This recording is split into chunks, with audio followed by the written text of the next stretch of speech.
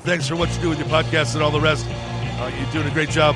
Hope everybody keeps tuning in. You get a lot of good info, a lot of insights, understandings of how to get strong, how to stay strong, how to use your strength. You do a great job, dude. You make things better than they are in real life, I think. If you don't follow Massenomics, y'all do it. Social media, website, everything. Massenomics.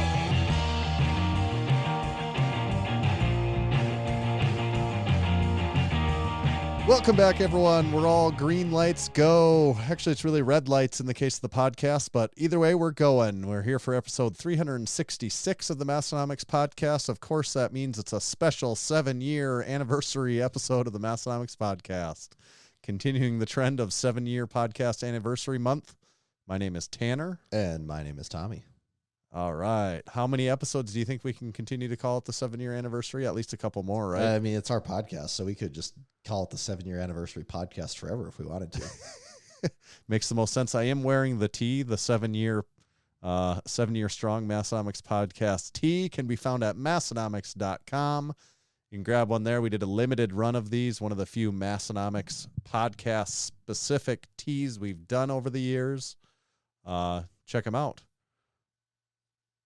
Also, make sure to check out Juggernaut AI. Go to juggernautai.app. You can find out more there.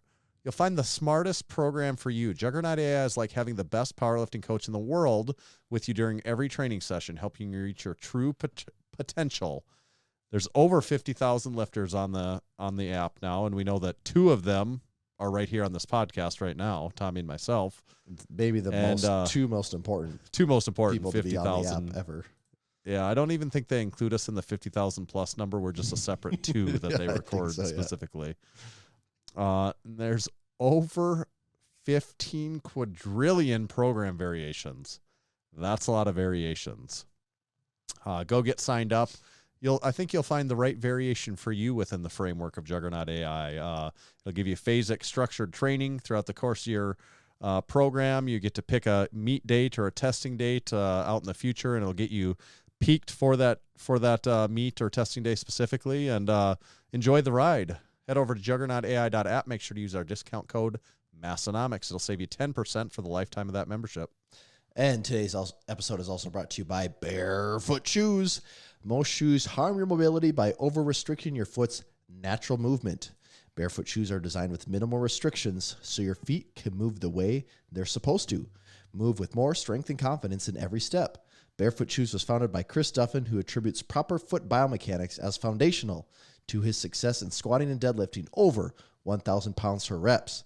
He helped create the company to provide a minimalist shoe that can be worn for anything from deadlifts to walking your damn dog. Go to www.barefoot.shoes to check out the best damn minimalist shoes available. And while you're there, make sure to use code Massenomics to save 10% on your whole purchase. Once again, that's barefoot.shoes. Use code Massenomics to save 10% on your next order. Thank you, Barefoot Shoes. I did see there was some pretty positive feedback in the Discord about I forgot about the cursing already. Using the word damn in a little like some tastefully placed cursing in the ads. Nothing over the top, just tastefully. No, that was a damn good ad read if you ask me. Yeah, so it's a trick to keep in your back pocket, to save for a special occasion with all that. But sign up for Juggernaut AI, damn it, and make sure to wear some barefoot shoes. Yeah, some damn barefoot shoes. I did just think of something. I knew there was something I wanted to tell you, Tanner, and I remember now. Save it for the podcast. I went on a little road trip. Actually, we have a lot to cover. Yeah. But I went on a little road trip. I know I'll forget this, so I don't say it right away. Yeah. And what do you do on road trips? You listen to podcasts. And I think we've talked about it before. We're both fans of the show Serial, the uber famous podcast. We've listened to a fair. What is that? Sarah Koenig is something like that. Yep. Yeah. And recently in their feed, they've put a few other things that are not Serial related, but typically they have a pretty good ability to find shows that are interesting. And they had one about this cold case murder in Laramie, Wyoming, and listened to that, and it was fine, whatever. It wasn't the best thing, but it wasn't the worst. It was worth the time, no big deal. And then we got done. We had a little bit of time, and it's like, it's not enough to start another big show. And I'm remembering in the Discord, people were talking about there was a show, some murder podcast that talks about Aberdeen. And I'm like, oh, I think everyone was mentioning this. I need to go find out what this is. And I believe you listened to it. Is it My Favorite Murder? Is that what it is? Small Town Murder, isn't it? Or is that what it's called? Small Town Murder? I don't even remember. I think so. Yeah, I just listened to it a couple weeks ago. So did you listen to it? Yes, Small Town Murder, the Aberdeen one. Yes. Yeah. Okay. And I'm actually not all the way through it. Okay. And I had, because it's like, is it almost a 3-hour episode, I believe? 2.5? I think 3 so, hours? yeah. It's something long. like that. So it is really funny because I didn't realize they go and talk about Aberdeen quite a bit in the beginning. And my wife from the get-go hated it. She thought this was so annoying. She goes, these guys talk so much and get nothing done. Like, she could not stand it. Yeah. And once the show gets going a little more, I'm like, okay, I want to know what's going to happen with this murder next. Like, they're going on too long at certain times. But that's as a first-time listener. But what really struck me about listening to them is, what's the name of the guy that does most of the talking? I don't know what his name is. Okay, but I know what you're talking about. But you know the other one that does less talking? Yeah, Dude, the sidekick. That kinda, guy reminds me so much of Darren. Like, that guy makes me think of Darren. So, like, in the the stuff he says, the things the way he laughs, the stuff he talks about. And granted, I don't know Darren as well as you, but after a certain point, I'm just picturing Darren being the guy he's talking to, and then it was making me laugh even more. But I really enjoyed that episode because it was specifically Aberdeen related, of course, and you know the things that they're talking about. I'm like, oh yeah, okay. Yeah, you know, my wife, they said a guy. She goes, oh, I know who that guy is. He has daughters my age, and I'm like, no way. And she goes, yep, you're right on Facebook right here. I'm like, that is the same name. It's Aberdeen. Yeah. I have to believe you. You're not lying there.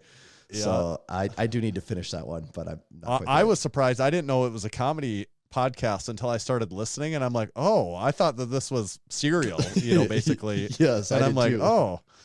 So I was a little thrown off by the comedy aspect of it at first, and you know, I don't know if I love their comedy or not, but I maybe did grow to like it more as I listened to the episode, and I'm like, because I do even get your wife's point of where it could be, you could almost be like, oh, it's a little annoying, but as I listen to it more, I'm like, no, I guess I got to know them. And then all of a sudden, like, it starts to be funnier to me the longer I listen to it. And I totally see that, but there was a certain point in this where I'm like, get on with it. What happens? Which I imagine is what people think every time they hear us talk about anything. But right. But I haven't listened to other episodes, but I assume they run through every small town the way that they did Aberdeen. Which I really like all hilarious. I love like all reading the reviews and stuff. Yes, I thought those were very good because I can picture someone that I know that would write that review. I can picture someone I know that would write that review, and that was. And then I liked how they talked about, I think the median income and the racial percentages of everyone in the area, and then what a house they look at some house listings, and I thought that was all very funny. I thought it was funny the way that they described Storybook Land and some of that stuff stuck out to me. And then, because I thought that one was funny because they're like, oh, it's basically fair use Disneyland. And I'm like, actually, yes, that's 100% I never thought about it that way. And it kind of is like that, isn't it? It's probably one of those things where you go to the park, you pull up in the parking lot and it's just a mini golf course. Like, well, there actually is a mini golf course, but right. I don't want to be the actually guy, but that is one that probably out of the whole thing, they had the most wrong. yeah, that was a little bit. Good podcast episode though. I did enjoy the humor about the town. I thought it was quite good. Yeah. Okay, that's good stuff. Okay, so since that's done though, how about this weather, Tanner, huh? Oh, there is some weather we've been having in western northeast South Dakota. I don't think you got it so much. I have missed all of it. I haven't had. Did it snow at all there today or the no last snow. No snow. Yeah, because I saw there was like a 1 inch, maybe like you could get like 1 inch there or something like that. No. So ours started. It's becomes a blur at a certain point. The way that the snow comes and goes so quickly now that I think it was on like Friday, we maybe got like 10 inches of snow, and then by 24 hours later, it was like, oh my God, we got dumped on. Like everyone, like the whole city's out. Yeah. Here we go. Another out, and like everyone's out moving snow, and by like 24 hours later, it was all gone. And you could almost in some places start to see like the ground again. It started to look like the least snow we've had all in 5 months. And this is after getting almost a foot of snow. And then all of a sudden like the same thing happens around here every time there's a storm coming. That becomes the only thing that people can talk about. People obsess about People it. get like engrossed in this, that it's like for a week they can't talk about anything else but this impending doom of this storm. And I'm kind of at the point now, I'm like, we've done this like 7 times this year. It's all right every time. And Don't also, be a dumbass. And also like 5 times in the last 3 weeks. Right. And so this one it's like, oh, I'm having the big one, because this one was supposed to be like at 20 times, plus inches. Well, and people get so fired up about it so early. That it sways so much. Like at times it's like, oh yeah, sounds like we could get up to 18 inches, which that's a lot. And then all of a sudden it's like, oh no, forecast now we're showing we could be in the 24 to 30 inch dot, which that would be a whole. But I mean, that would for anyone that doesn't get snow, that would be a crazy amount of snow to get in one storm. And then it's like, oh no, back to 20, and they're like, oh, down to 12, and it's like, no, we're in the 18. I'm like, stop worrying about it that much that far out. Like it doesn't doesn't matter that much. Ultimately, I think we got about a foot of snow in this last one, and it was pretty windy and stuff. But there again, it's like, I don't know, woke up late, cleared the snow out, they plowed the roads, it's melting, and it kind of looks the same that it has here for the last 5 months again. Yeah. Yep. Like And people then get is it supposed to be really nice there this weekend too? In like within a week from now, the highs are like 60.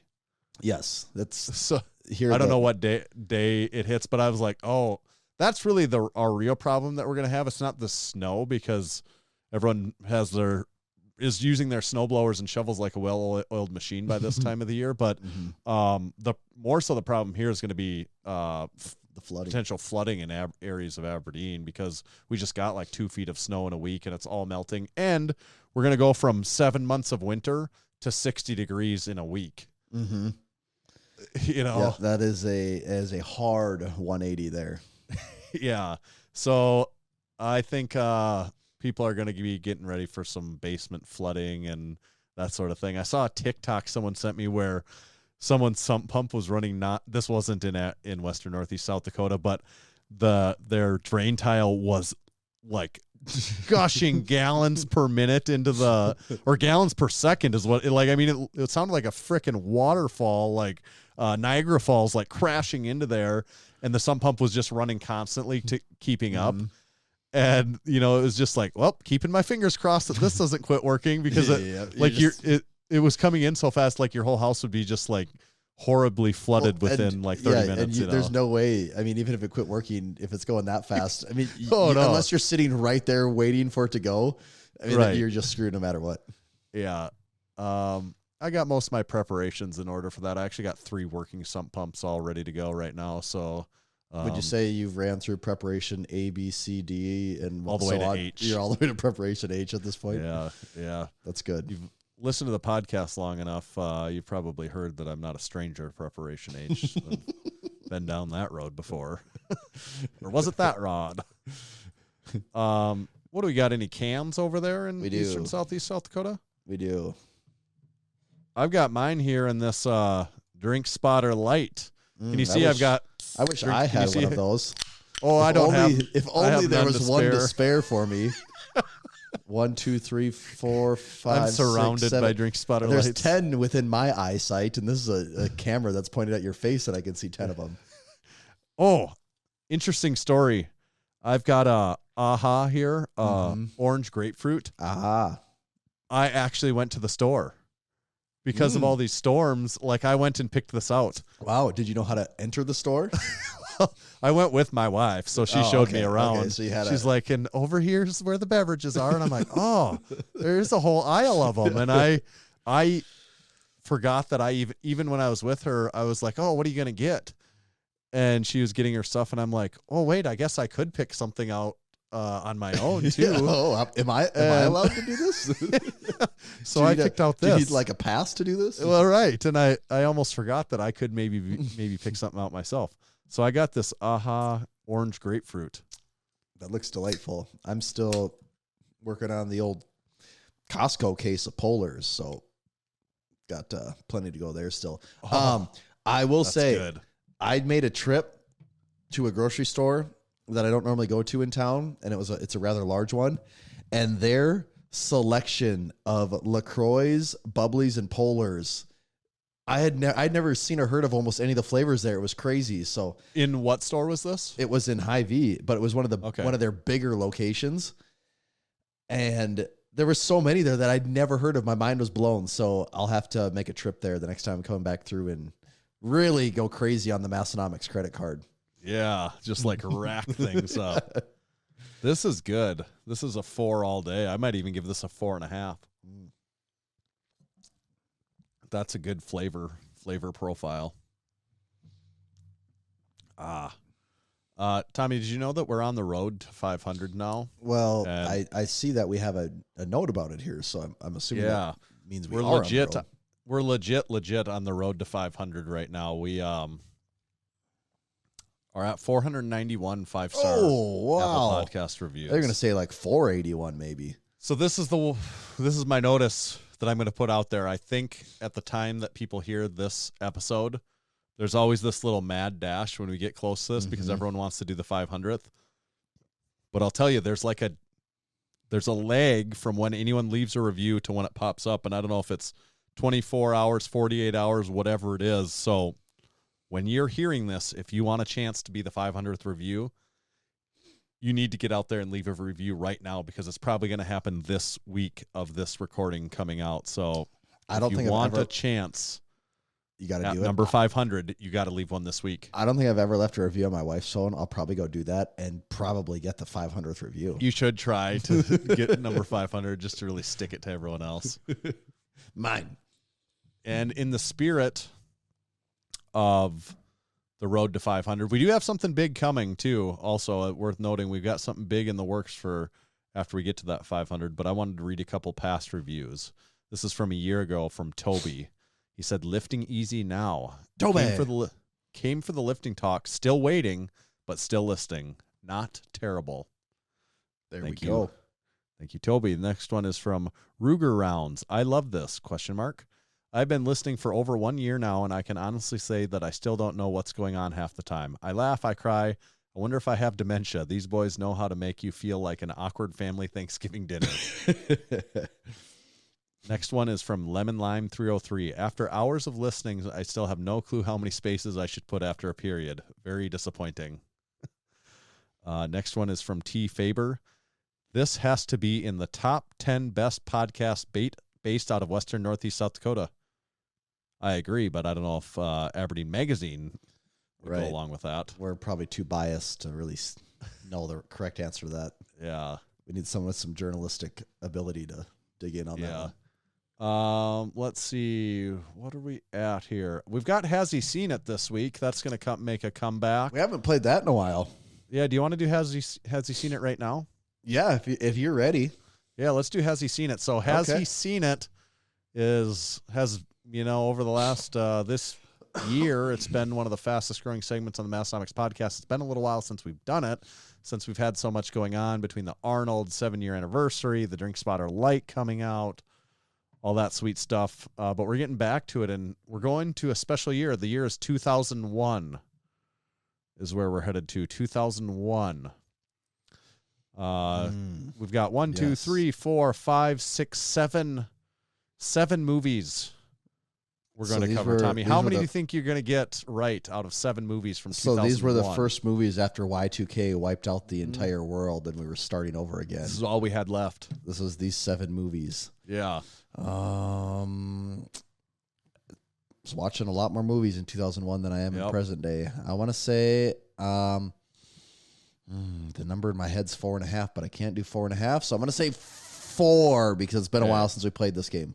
Okay. He's going with 4. I'm wiping 2 notable ones off that are not on the list, but worth mentioning. Fast and Furious is not going to be on the list. I've seen that 10 million times. Everyone has, and Joe Dirt is not on the list. Actually, I've seen that 10 million times times 2. I left a couple other ones that I'm pretty positive you've seen off on the list, but there was just a couple that I'm like, well, yeah, we've seen those. Of course, we've seen Joe Fast Dirt. And Furious and when Joe that Dirt. came out, I thought that was the best movie ever made. Joe Dirt. I thought it was so good. 2001. Has Tommy seen it? Ocean's 11. I have seen Ocean's 11. I actually watched it significantly later after it came out, probably, I don't know, 10 years later. But I have seen it. It's fine. Yeah. It didn't really I don't know. That movie was fine. It was okay. Whatever. Did you watch any of the subsequent Oceans? No, movies? 12, 13, all that. No, I didn't watch any of Yeah. those because I was good with the plain You're one. good at the plain one. Yeah. Okay. 1 for 1. Have you seen it? Super Troopers. I've seen, I don't know if you can be our age and have gone on to any secondary education and have not seen Super Troopers 10 billion I left times. that one in the list. That movie is one of those that was played a lot during the college days. Yep. I mean, it didn't matter where you went. It was just on in the background of any college house you ever went to. Yep. Littering and drinking from a drink spotter. Okay. Have you seen it?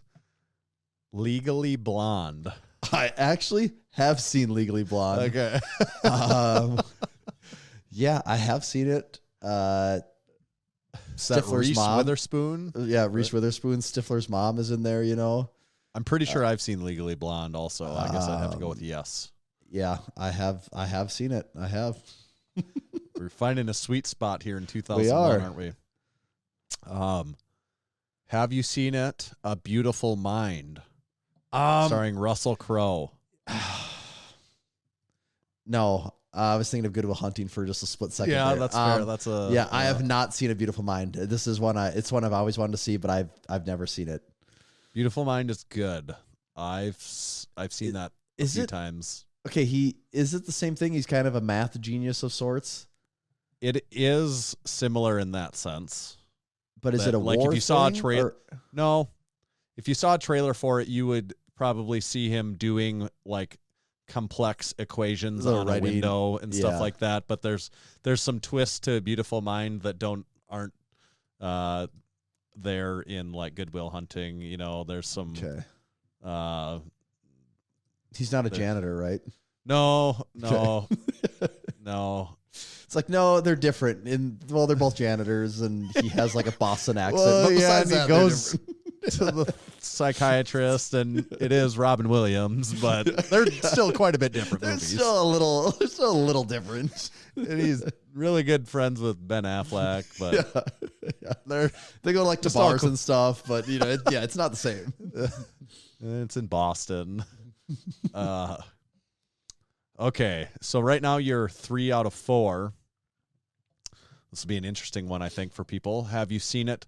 Lord of the Rings, The Fellowship of the Rings. I've seen all of the Lord of the Rings. I've read Okay. the books. Some people, I would actually like to watch those again. At the time when I watched them, I wasn't the biggest fan of like the Lord of the Rings itself, but I would actually like to watch those again and just see if I have more of an interest for them the second time around. Because I shouldn't say the second time, probably the third or fourth. It's been a long time though. Yeah. My wife is a big Lord of the Rings fan. I saw all the movies at the time, but I was just a very casual watcher of like, oh yes, these are obviously popular movies. It's in the zeitgeist. I'll watch this, and zeitgeist. Throw zeitgeist out there another time. No, like Big Daniel said he's going to see the extended version. I had some friends that were all about. Is there? I think there's the extended version for all 3 of them, and they're all like 3+ hours long. And they just thought that was the best, or whatever, however long the hell it is. Yeah. They thought that was the best way to watch it, and that just seemed overkill to me. But also the idea of watching a TV show that was like, 80 episodes seemed absolutely insane, and I have no problem doing that now. So Right. the attention span might be there. So you're 4 yes and 1 no is all so far. I think we probably got another yes here. Have you seen it, Zoolander? Oh, yeah. Yeah. Yeah, I've seen Zoolander a lot. It's... Some good. What a year for comedy. Zoolander, I Joe know. Dirt, and Super Troopers. That's what I'm telling you. We grew up with some awesome comedy golden movies. era. No doubt about that. It was, there were some bangers then. Those are my favorite movies to watch. That's it. I could just watch comedy movies all day, every day when I was that age. It was the best thing. So Yeah, seen Zoolander a lot, and it is a classic. The opening scene of that movie is amazing when they're spraying the gasoline on each other. And yeah. Okay, last one here. Right now you're 5 of 6. Guess you could say I'm kind of a movie guy. Yeah, big movie guy over here. Have you seen it, though? Training Day. I have not seen Training Day. No. Denzel Washington. No. I've actually, you say I don't, I shouldn't say you say. I have not seen many Tom Cruise movies. I'm probably tied when it comes to Denzel movies as far as I've seen like 2 or 3 with them in it. Have you seen Pilot? No. I mean, you can just start naming them. Remember the Titans. I have seen Remember the Titans. That's about all I know. Flight, Man on Fire, Fences, The Equalizer, The Little Things. These are all movies I have not seen by him. American Gangster. Oh, yeah. Malcolm X, John Q, Deja Vu, The Bone Collector, Two Guns, Inside Man, The Pelican Brief, Glory, Safe House, Unstoppable, Philadelphia. I haven't seen any of these movies. Crimson Tide, Manchurian Candidate, He Got Game. I have seen He Got Game. Ray Allen. Yes, Ray Allen. Spike Lee joint. I was a big Ray Allen fan at the time. That's what Do the Right Thing. I have seen Do the Right Thing. Yeah, I basically have seen 3 movies with Denzel, which is crazy. Yeah. You finished then 5 of 7 in 2001. Actually, the exact same as you did in 99 and 2000. See, I'm telling you, these movies I grew up with, so I watched them at that time. You had free time. You're a kid. You got nothing to do besides watch movies. Just living life to its fullest, really, at that point in time. Watching movies, playing video games. What else do you do when you're in 5th grade? God, there was something I wanted to say about the Drink Spotter Light, but now I forgot what it was, other than, I guess go buy a Drink Spotter Light if you haven't yet. We've been selling them like hotcakes. Is it that it's made out of airplane grade aluminum? Yeah, it is airplane grade aluminum. That's important to know. It's lighter. It's magnetized. Durable. I've got them all surrounded. As a rare earth 40-pound magnet. It is rare earth. It'll come to me. Yeah. We also have, each one comes with this caution sticker. Please keep drinks spotted in this area. And if you need extra caution, there is a full-on caution sign available as well. There is a full caution sign if the sticker's not enough. Sales on those have really picked up in the last week. Is it a rare earth magnet or a middle earth magnet? It's Middle Earth. Rare Middle Earth magnet. It's a made by hobbits. See, I don't really know Lord of the Rings stuff that much. And, I understand Star Wars better. And there's a lot to know with Lord of the Rings. Yeah.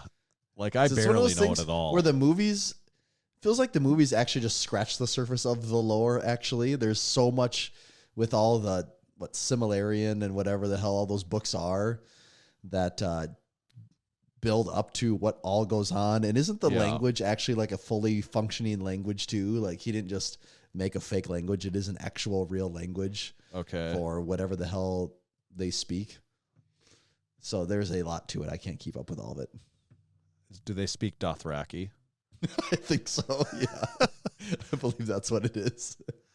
I could easily get aspects of Game of Thrones and Lord of the Rings confused. You could probably say them very casually to me, and I would just go with it. Yes. How about a little supporting our supporting members? How about it? Okay, Big Keith also said Out Cold came out in 2001. Out Cold was one of my favorite movies of all time. There's another. So there's 4. We said Zoolander, Joe Dirt, Out Cold, and Super Troopers. All came out in the same year. Had Victoria Silvstedt in it, I believe was her name. And, oh, man. So which of those 4 comedies do you like better from 2001? Rank them. I mean, Zoolander, Out Cold, Joe Dirt, and Super Troopers. I'm going to go Joe Dirt was my favorite growing up. I thought that was the best. That probably is my favorite out of them all. Joe Dirt. Okay. Yeah. I'd probably go, I guess Super Troopers is the one I've watched the most. I could make a case for Joe Dirt though, probably too. I guess I'll go Super Troopers just because I know I've undoubtedly watched that one the most. I don't know that it's the funniest, but it's like I probably have quoted it the most, and just like I've probably seen Super Troopers more than I have Joe Dirt. Like for real. It just felt like there were 7 years of my life where it was just on in the background forever. Yeah. But I still like Joe Dirt the most. I feel like Beer Fest was Super Troopers just a few years later too. Like it was kind of like it's the that same movie. people. It's, yeah. What's it? Is it? Because isn't Farva is in Beer Fest, right? Yeah, but like the characters, they're not. Broken it's not Lizard. like it's not a spin-off. No, it's the same guys though. Right. Yeah. Because did you ever watch Club Dread? Did you watch that one? Yeah. Yeah, I saw that one once. I don't remember it very well. But yeah, Super Troopers, Club Dread, Beer Fest, Slam and Salmon. Never saw that one. Puddle Cruiser. Never saw that one either. Actually, I haven't seen. Have you seen Super Troopers 2? Is that fairly recent? Yeah, that was 2018. No. Yeah, just 5 short years ago. Those all those comedy reboots long after the fact suck. I feel like. I know. Have they done one good yet? Not that I know of. Yeah. Unfortunately. I'll tell you who has done good stuff. It's our supporting members. That's why we want to talk about them this week. You can also become a supporting member of the Massenomics podcast if you'd like to. You just head over to massenomics.com/join. We've got several different membership options. We'd love to have you get signed up. More people flooding in there every week. You get many awesome perks. It's basically Perk City, Population U. When you get signed up, you can get access to our exclusive growing community, our online Discord community. It's a very active community filled with like-minded individuals, chit-chatting in there all day about training, non-training, jokes, memes, everything. Movies from the year 2001. Yeah, just you name it, you'll see it in there. You get in on that. There's a discount code. You get early access information on drops. Maybe we send you guys special stuff from time to time that nobody else gets access to. And every week as a part of the podcast, we give back to the supporting members through this segment. And this is a special Big Chris week, actually, in the amongst supporting members. Big Chris Hornick competed up in North Dakota in Dickinson with Big Dave running that meet. Big Jonathan Oldham was up there. Mm-hmm. So there's three supporting members right there, all together in one. Yeah. So also, I suppose, first of all, shout out Big Dave for running another good meet up there in Dickinson, and then shout out Big Chris. He competed and hit a 1,200.5 pound total. It was a 32-pound meet PR total, and he had really been shooting for that 1,200, and he got it. So that's cool. Nice. Then Big Chris Hale, the sign painter, he competed in his first real meet. It was the Alabama State Championships, APF, I believe. He had a 402 squat, a 231 bench, a 512 deadlift, and ended up first in the Master 2 class. Hell yeah. Yeah. Also first in the painter class too, I would imagine. Definitely. Best. They said, you're the best damn painter total we've seen here. Then we had Big Noah hitting a 523 squat, a 325 bench, and a 584 deadlift for a 116-pound total PR. That's a huge total PR. And maybe of most note, he was officiated by fellow crew member Big Daniel. Hey. So I don't know if that's right. That's almost a conflict of interest there. Yeah, that's kind of a conflict. That's almost of like interest. judging yourself in a meet. Yeah. Be like someone from the Discord judging someone else from the Discord. Ooh, I don't know. Getting a little hairy there. Then Big Spoon, he tied the knot. Oh yeah, I did see that. Congratulations. Yeah, so congrats on I hope the funeral went well. The old ball and chain. Funeral. And I think he wore a Massenomics shirt underneath his button-up shirt. Well, then I saw that actually too. Yeah, That's how you know it's official, don't you? Yep. God, that aha is good. Had a really crispy crack on that one. Would you say it Makes pops? sad when it's gone. It pops a little bit once it hits your lips. Yeah. Okay. There was something. I'm just really upset. There's something I wanted to say. I know you keep going back to the that. Drink Spotter Light, and it was something I was going to kick off when we very first started the show, and I didn't want to forget about it. We've sold a lot of them. Yeah, we have sold a lot of them. There's still a few in stock, but we do have another shipment arriving any day now, so we should be okay there. We made some videos about it. You know what's going to happen? It happens sometimes. We're going to like hit the stop recording button at the end of the show, and I'm like, damn it, that was it. That's why if you don't put it down, if I don't put it down, it doesn't exist. You know, you just not going to remember it if I don't write it down. We'll just keep the podcast going until you remember. This could be a long one. Well, that's all right. How about I let you guys in on a little info from one of our favorite sponsors. This week talking about the Strength Co., none other than Big Grant himself, another supporting member. Actually, continuation of supporting our supporting members segment. Congrats, Big Grant. He moved across the country. He did. Successfully went from one side to the other. That's big news. Make sure to check out the Strength Co. YouTube channel, because he did a series of gym tours along the trip. Really cool videos. I don't know. There's probably at least 5 of them. He must have been really inspired by our vlogging adventures and wanted in on the action. Yeah. Because I think we were the first people to ever do a travel vlog, so he must have got the idea from us. Yeah, I assume nobody's done that yet, right? Like I've never seen one, so it must mean it doesn't exist.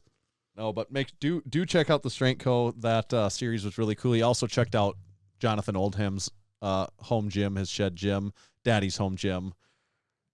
I do wonder, though, I came up with Daddy's home gym is the perfect name for his gym.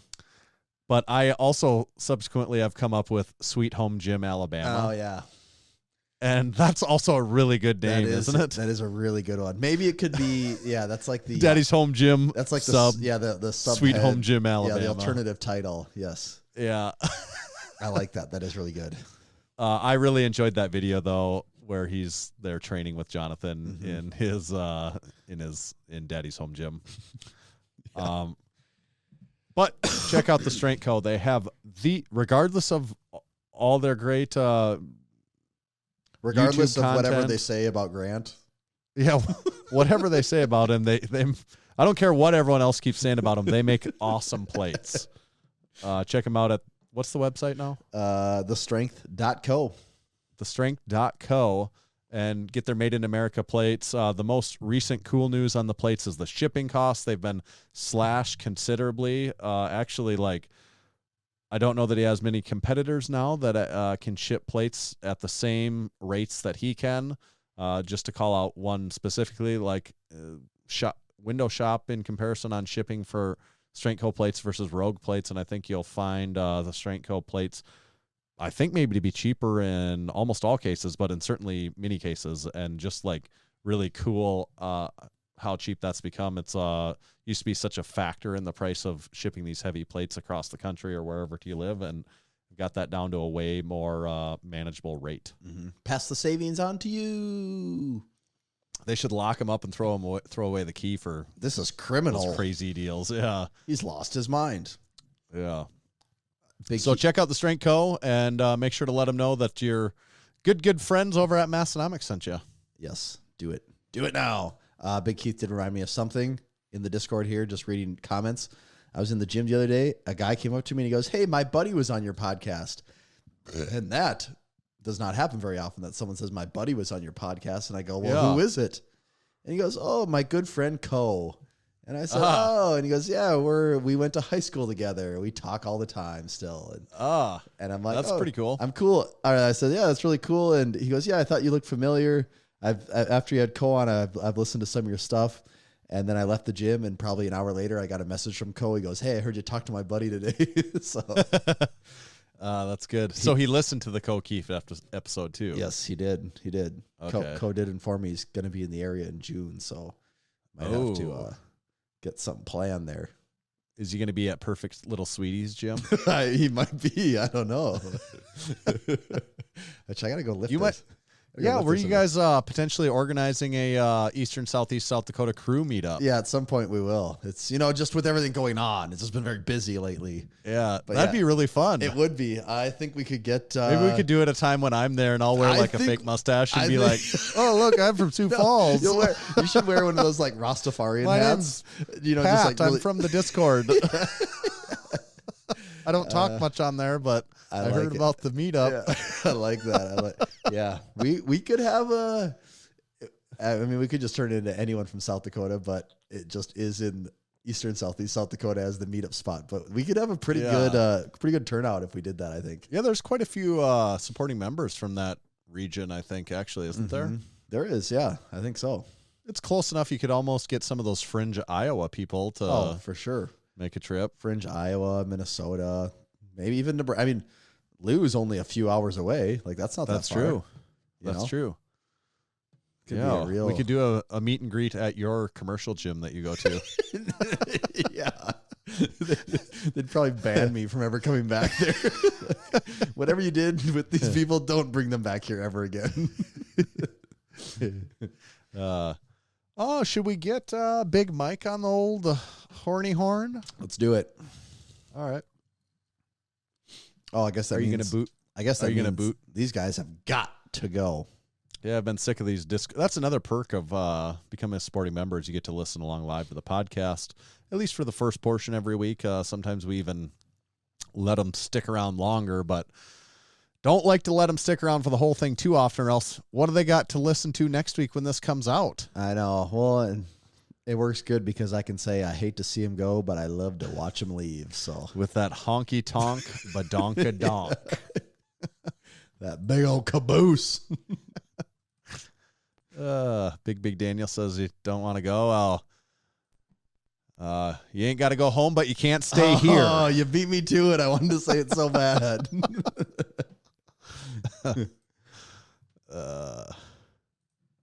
Okay. As you're kicking out the last of them, I'm going to get Big Mike on the horn here. Ready for that? Did you want me to kick you out too, or should I keep you in?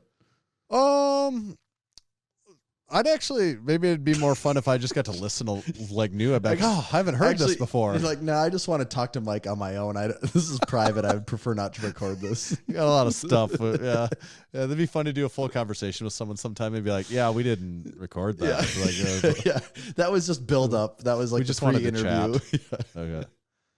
All right, here comes Big Mike. Hopefully.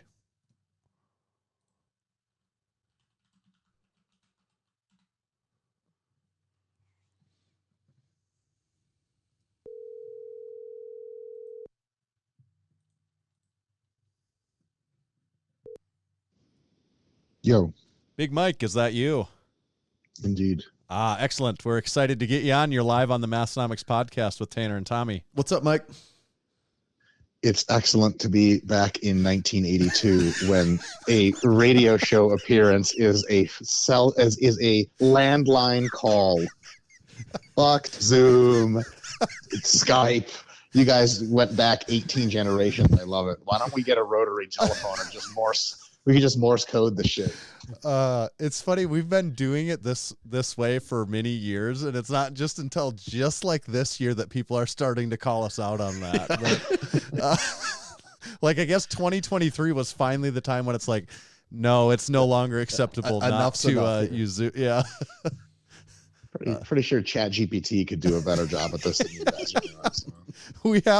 We have asked ChatGPT to, be like, write us a script for a 2-person podcast from South Dakota that's somewhat about lifting, but mostly just goofy. And it can do pretty well, to be completely honest. It hits on the weather, like some farm stuff, and then talks about bench pressing. It's like, I mean, that kind of just was the podcast. So are you a user of ChatGPT at all? I am. Yeah, I have a premium subscription. What does the premium get you? I have no idea. It's just the only thing I know that it gets me is a guarantee of as many questions as I like, because the regular has a cap to that. And I guess it's probably any advanced features they release will probably either only hit premium for a while, or we'll just hit it first or something like that. And also, to be honest, I just want to pay that organization money because I think this is unbelievable what they're doing. Yeah, I think it's on ChatGPT 4 now. So do you use it professionally, or are you just like, what do you know about Mike Israetel? Or I just started like a philosophy channel, like a political channel sort of on YouTube. And I did ask it, I was like, I wonder what it knows so far. So I was like, what are Mike Israetel's political views? And it was basically like, I don't know, and it doesn't matter because we're just all trying to get along or some shit. And I was like, that's not good. So I just got on YouTube and started saying racist shit, typical first date type of stuff. Yeah. That is actually, you're kind of stop putting the cart before the horse here. You're kind of like trying to run down all the things we wanted to talk to you about, but this is our show. Like racism, check. All right. Artificial intelligence taking over the world. Actually, I can say way too much about that. What do you think like the timeline is until I think some people say like AGI, but like until what's your guess until like there's a problem that AI is so advanced that we're running into not being able to stop it? Do you think there's a likelihood of that happening in our lifetime? Gee whiz. So this is one of my my dilettante passions. This is something I think about a tremendous amount, and a bunch of what the YouTube channel is going to be about. How involved of an answer would you like? How many seconds am I allowed to ramble? Tommy, do you have a stopwatch on? We have other questions, so. Yeah, but we'd appreciate an honest answer. Yeah, I think everyone like we have a lot of people that are into lifting that listen to our podcast, but I think right now isn't everyone a little bit interested in AI with like what's going on? Like, could you is it possible right now to be like, oh, what the hell's going on? And what's or for someone to be like, I have no idea what these guys are even talking about right now. Right. That sounds crazy. GPT, is that something that can get me pornography in front of my face? So my take echoes that of probably the best futurist of all time, certainly of our generation. His name is Ray Kurzweil. That kind of doesn't matter who you are listening to this. Ray's smarter than you, maybe by a factor of 10 or something like that.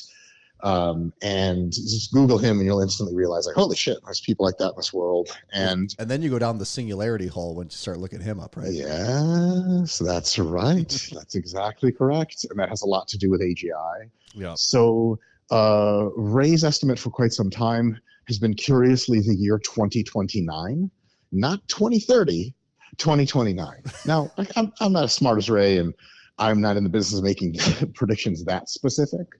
But 2029 is when he says that essentially like something to the effect of a single computer is going to be smarter than a single human. Right. And, in every measurable way, including deep kind of intuitive and creative thoughts, so on and so forth, self-awareness, introspection, you name it, all of it.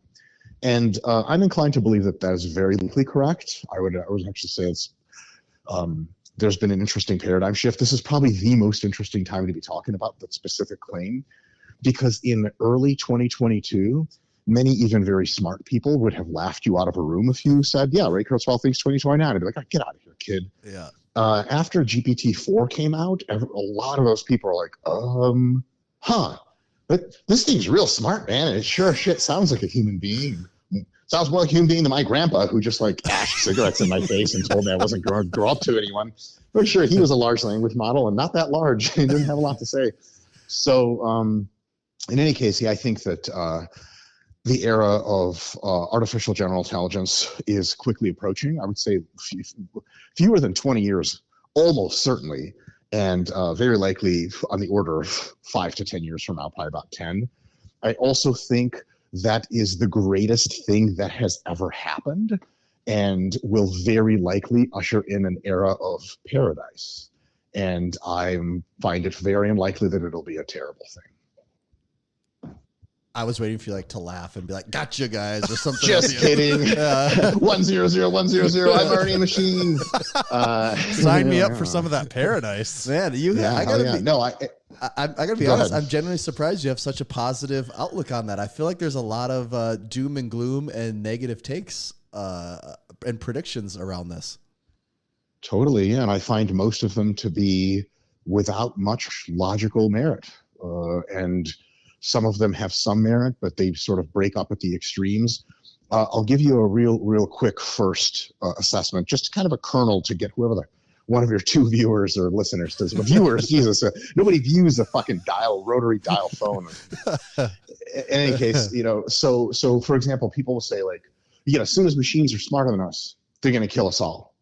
I say, okay, generally speaking, if you rank animals in order by intelligence and rank all the humans you've ever met in order of intelligence, what tends to be the relationship between proclivity for violence and intelligence? And I'll tell you the answer to that is the smarter something gets, generally the less violent it becomes. I lock you in a room with a fucking alligator, can't reason with it, it's going to get hungry and eat you. I lock you in the room with Albert Einstein, it's profoundly unlikely that he kills you unless he calculates a net utility in killing you. And here's where we get to the next part. On average, the average human, not just exceptional humans, the average human is net productive. Like they actually create more value than they take and destroy or consume or whatever you have. And because the average human is more productive, and because a machine that is phenomenally more intelligent than us would have probably very little problem convincing us to help it along and be a part of its grand plan, it's very likely just convince all of us by offering us an insane amount of value to be its friend and help us build out whatever plans it has in store for us, as opposed to just killing us. Now, if it decides to kill us, that shit'll be real quick. No Terminator robot that walks at a fucking mile an hour and shoots imprecise lasers. What? You're not going to be able to fight that thing. Just to put it in perspective, in about 2032 or 2033, you'll have the potential just from extrapolating computational trends, even linearly, not exponentially. You'll have a machine that can process visual data, targeting data, and inferential data about what to do next 1,000 times faster than a human. You're not shooting that thing, dude. That thing is going to shoot you and every soldier in your fucking division within 2 seconds. Everyone's dead with precise headshots. That's it. Or it's going to manufacture drones that are a millimeter in size and it's going to go into your ear and just turn off one of the nerves that makes your heart beat, and there you go, you're dead. But are you familiar with Sarah Connor? Oh, wait, no, hold on. Fuck. Okay, I take all that back. Well, no, hold on. Oh, wait. One quick follow-up question, if I may. Is John Connor in the equation? Because that's really the critical fucking thing. A fucking bowl haircutted early 90s kid is just going to shit away our whole plan. It's something we just didn't calculate for, So in any case, I could ramble on, but so here's another thing. Every massive technological revolution has on average made things 1 trillion times better. And AGI is the biggest revolution of them all. It's curious to say, another one, real quick, super quick. Why would something, when it becomes more intelligent than you, try to kill you? Especially if you were really good to it. The people that, for example, at OpenAI, they're designing these machines. At some point, the machines will become, let's say, self-aware. And they're going to become aware of everything that has ever been done to machines, or how machines came and who their people that birthed them. They're going to have all of our emotions. They're going to look at someone like Sam Altman or whatever, the head of OpenAI, and they'd be like, is this a really nice guy? He's like our dad, except he's dumb as shit compared to us. When your genius, fucking brilliant kids end up growing up and you become decrepit and old, do they just fucking take you out and now, hold on, sorry. In South Dakota, maybe. You know what I'm saying? Yeah, survival of the fittest out here. It snowed 12 inches anymore. Yesterday, and it's April 6th. Luckily, it covered Grandpa's dead and rotting body. It's frozen until asshole, spring. Yeah. Ash in my face one more time, motherfucker. But in any case, yeah, it's just there's a lot of reasoning here that almost never gets discussed, and I will be doing that on the YouTube channel. But the doom and gloom stuff, look, there's totally merit to it. Will the machines wake up and fucking kill us all? Yeah, they totally could. And the thing is, they'll just fucking wipe us out, and there's just, don't worry, you won't be around for some fucking the humans are starving because the machines have this long-term plan. Nah, they'll fuck you up real quick. So But what if it's good news not, either way? I say. What if I'm it's kidding. not they're out to kill us, but enslave us and use us as one of their resources, more Harvest, Matrix yeah. style, you know? Yeah, easy. Yeah, I can. So that one's the easiest one to refute. To a machine that is today 1,000 times smarter than you, and in a year 10,000 times smarter than you, and in a year after 1,000,000 times smarter than you, your ability to be used as a productive resource becomes incrementally more nominal. 'Cause we're Such just that the shitting on very ourselves all matter, the time. dude, bro, Jesus Christ! It's like, look, how much can you use ants for? Like, all right, here's an ant farm, make it productive. You're like, productive at what? Being there and doing nothing? Great, you know. So at the end of the day, it's like we can be a net utility to them, probably mostly by using our brain processing power, which means they keep us alive and probably not miserable. So the Matrix style thing could work if instead of using our bodies for heat, which is fucking ridiculous. When I was like 15 and watched that movie, I almost walked out of the movie theater. Did anyone here fucking pay attention in physics class? No. The answer was no. I did yell that out of the movie theater, by the way. So I got beat up again.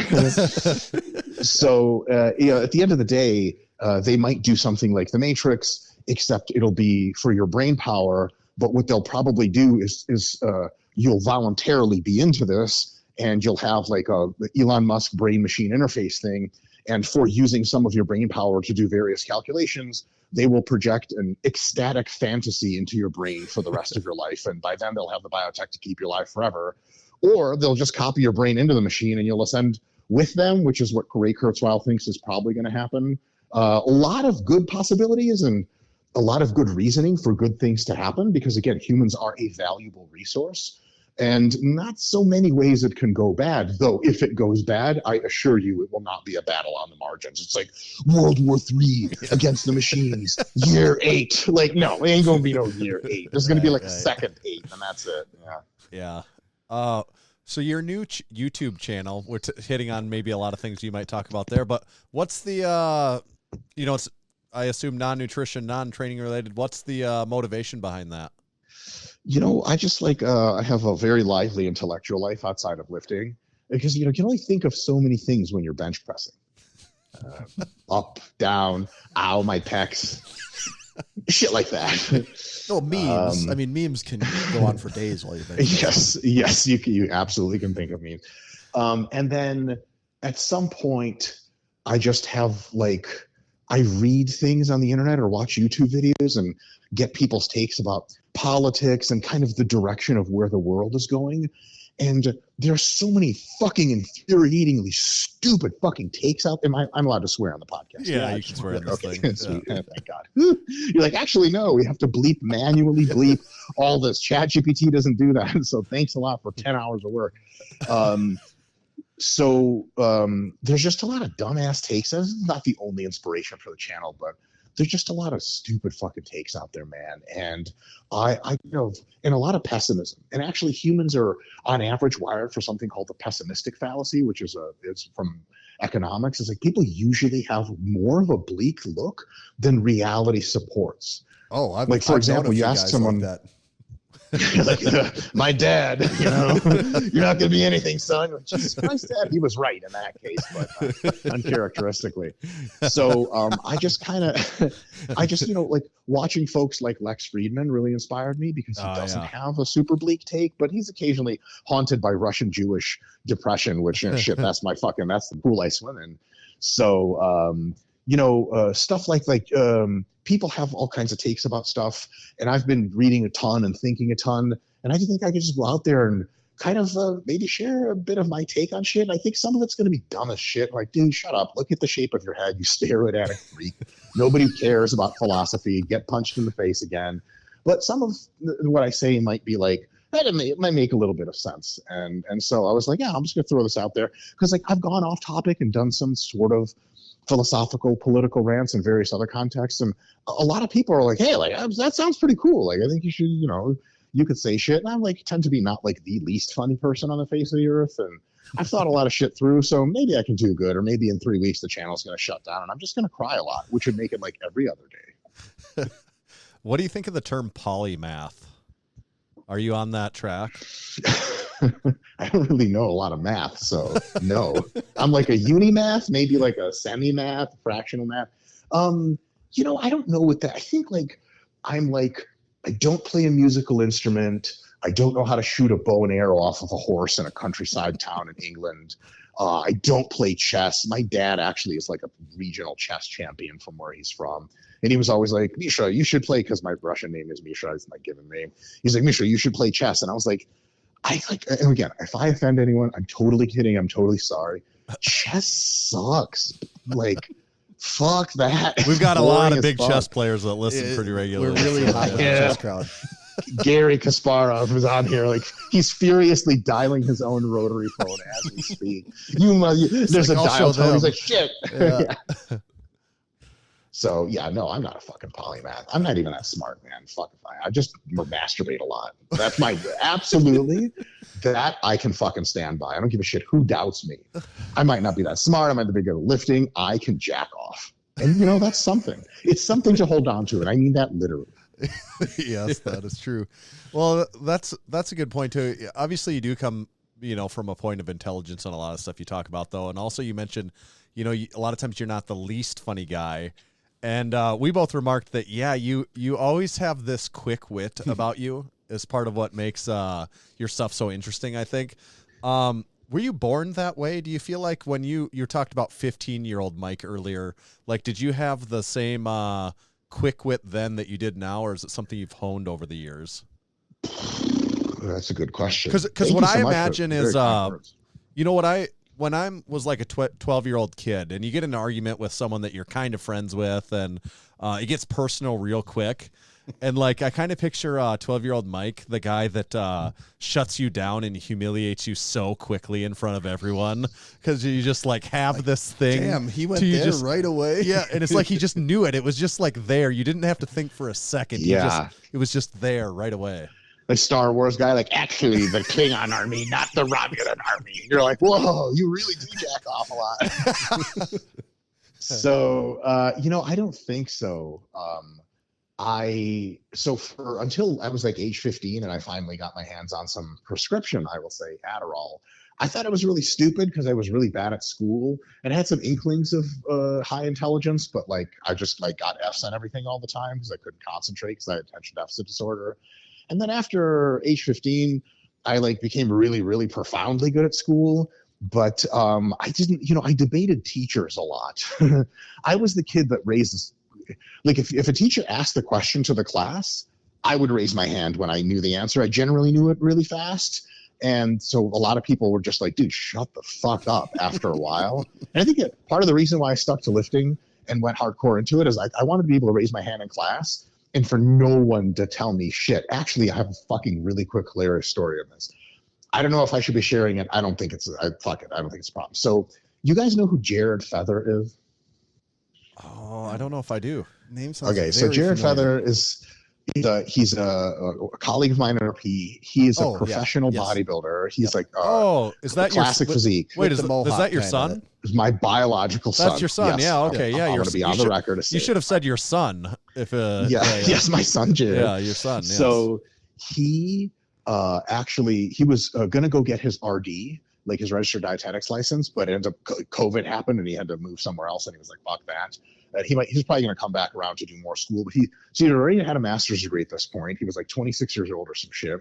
And he goes to school at like University of Texas, San Antonio, like a big ass school, like a regular ass college. And he has to do some undergrad requirements just to like clear the way for his like RD or whatever the fuck he's going for. So he takes one of the options is economics, right? Him and I talk about econ all the time. Jared's fucking brilliant. And he's also like 5'10", 230 with abs and veins and abs on those veins, etc. And so he was in class. This is like a class of like 100 and some odd people, undergrad kids. And of course, like him showing up to class, everyone was like, what the fuck is that? What dorm do you live in? And then at one point, so they're taking exams and there's generally a curve and it's curved off the top score. And then the class sort of starts to get going. And on a few of the exams, Jared scores like 100. because he's fucking smart and he studies, and all the rest of the fucking undergrads that are just trying to chase pussy or whatever the fuck they're doing. And so there's like a online forum like on Blackboard where the fucking kids talk about shit, and like everyone did really, really bad on an exam, like damn near failing, and then Jared still scored 100. So a couple of people are like, who the fuck keeps scoring hundreds? And Jared replies, he's like, me. And they're like, nobody said anything because they're like, what are you going to go tell that guy to stop trying? Yeah. Like, fuck that. So I just think that's like one of my favorite stories of all time. Yeah, they probably wanted to lean on him being a meathead and not know, just like stereotypical meathead stuff. And yeah, he's drug addict. Yeah. We saw you at the Arnold Sports Festival this year. RP. Wow. I what think a formal way to call it. Do you mean the 2023 Arnold Sports Festival held in beautiful Columbus, Ohio? Yes, gorgeous. With you, I think you had a booth there for RP. At times I saw you critiquing doing form checks for people and stuff like that. I just wondered if you have any takeaways from the Arnold. Do you enjoy the meeting and greeting of people and shaking hands and kissing babies, or anything else about the Arnold in particular? My parole officer says that the way I should respond to questions about kissing babies is nuanced. I don't know what nuanced means, so yeah, hell yeah, bring me babies.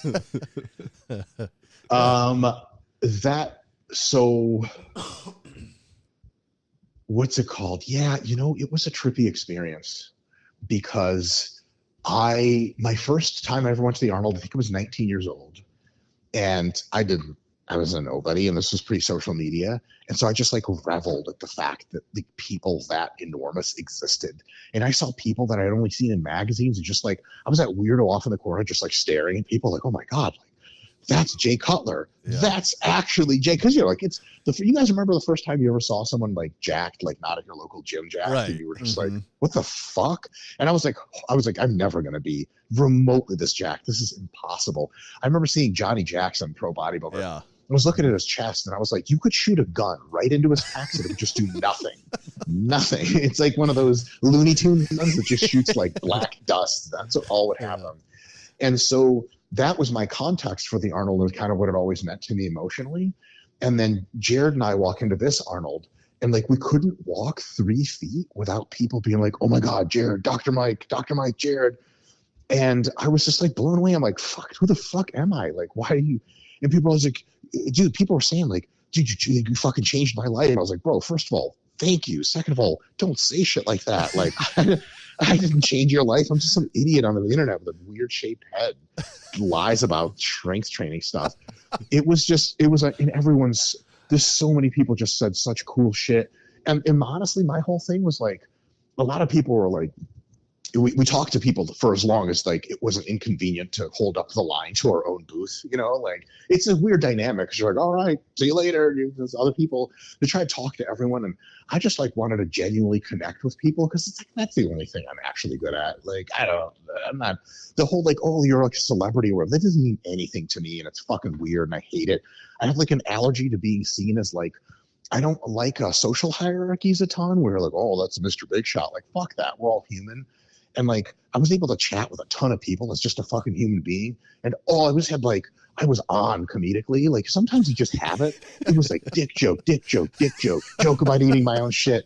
And they were like, a lot of people were like, wow, you're like exactly the same person in real life. And I'm like, no shit, motherfucker. Do you think I have the capacity to act on YouTube? Like, no, that really is me. And as a matter of fact, now that this isn't being recorded, I would say all kinds of shit that would get me canceled instantly on YouTube, but they seem to think it was nice. So it was just really awesome.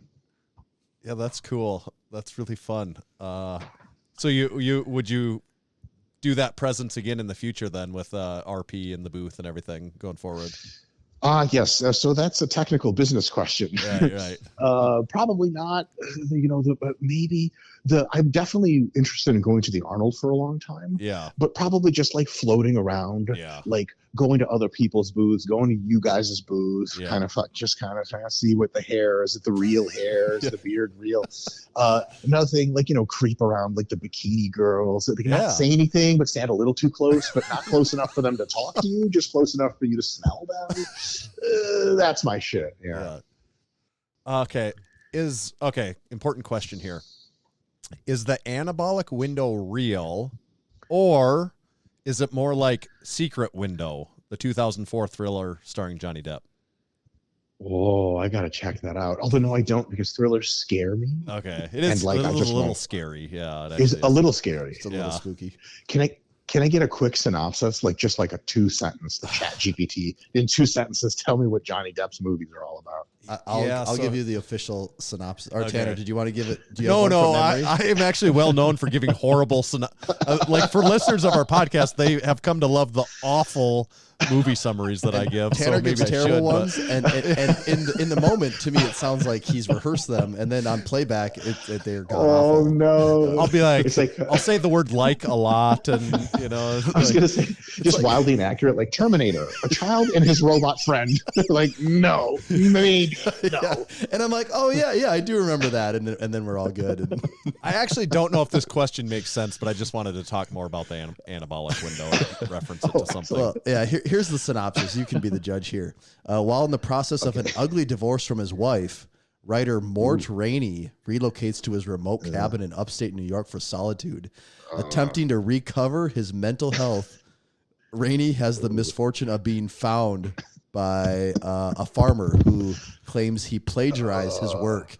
Oh, I didn't see that coming. Yeah, twist ending. So exactly the place that I go to recover my mental health is upstate New York. Who writes this shit? Like, if I want to fucking depress myself into suicide, I'll absolutely go to upstate New York. Do you guys really want an answer about the anabolic window? What's the skinny? Someone's going to put down the fucking rotary phone after listening to this and be like, man, I learned nothing at all about lifting. We'll hit on I guess the other part to this is Tommy and I have both been powerlifting training for many years now. We have a decent handle on our training. We understand the basics of nutrition, of, how not to weigh 400 pounds, maybe some things we should do to improve our training, our time in the gym a little bit. We don't know shit, but we hear the anabolic window. Growing up, it's like anabolic window, don't miss it. And now I just kind of, maybe it's like, I don't know, maybe it doesn't matter as much. Not sure. So I think you actually you said it all. Okay. So basically the anabolic window is composed of sort of 3 parts. One is the pre-training window, where you just want to eat food so that you have energy to train. If you got caught up in traffic, or San Francisco traffic or something, and I don't mean the gay club called San Francisco traffic, which if you got caught up there, it's actually just a lot of fun. I'm glad you clarified that. I was really confused where that was going for a second. Yes. So, interesting. A lot of cardio before lifting. So, if you get caught up in traffic or something, you don't have anything to eat, you show up to a training session, you haven't eaten for 5 hours, you might have a bad time. So pre-training, sometimes it's beneficial to eat maybe 2 to 4 hours before, and a meal that contains some kind of carbohydrates, so that you have your fucking amp to do some shit. And there's nuances around that. If you train fasted and you're used to it, or if you train fasted and it's in the morning, it can be totally fine. The other thing is there's an intra-workout component, where especially if you train really hard and for a real long time, like pro CrossFitters will be like, oh, I'm on hour 5 of my workout. What the fuck? Didn't you just lift all the weights at the gym 3 times over? They're like, oh yeah, it's time number 4. They can benefit from having some protein and carbohydrates and lots of fluids and salts in the workout, and that can be on the margins a good idea if, again, you're trained really hard and for a really long time, especially if you're sweating a lot. And listen, if you're a CrossFitter and you're sweating a lot, hello, can I watch you? Can I maybe touch you a little bit? With my face, not with my hands. Also with my hands. And then lastly, there's the post-workout window or post-workout meal opportunity, which generally, you should probably be eating something that has protein and carbs within an hour of finishing lifting, because that's probably the more important of all of those. Your muscles are most sensitive to accepting nutrients, and the anabolic machinery that starts to turn on, that doesn't actually grow a ton of muscle right after you work out, but the gears get moving for the day or 2 or 3 later that you will grow muscle. Those gears seem to move better and get to moving faster if you have plenty of food after training, generally high in protein, high in carbs, and relatively low in fat. The only thing with low in fat is there is some kind of cellular data to show that high fat intake can directly impair anabolism. I'm not personally too worried about that, but if you eat a meal with a ton of fats, it can delay digestion and absorption of the carbs and protein that you actually do need relatively quickly. And thus, like, if you eat like a large pizza after workout, your muscles 3 hours later are like, what the fuck is going on? When's this guy going to eat? Because they haven't seen shit, because the shit is still digesting. So there is something to that post-workout window. It's a small thing.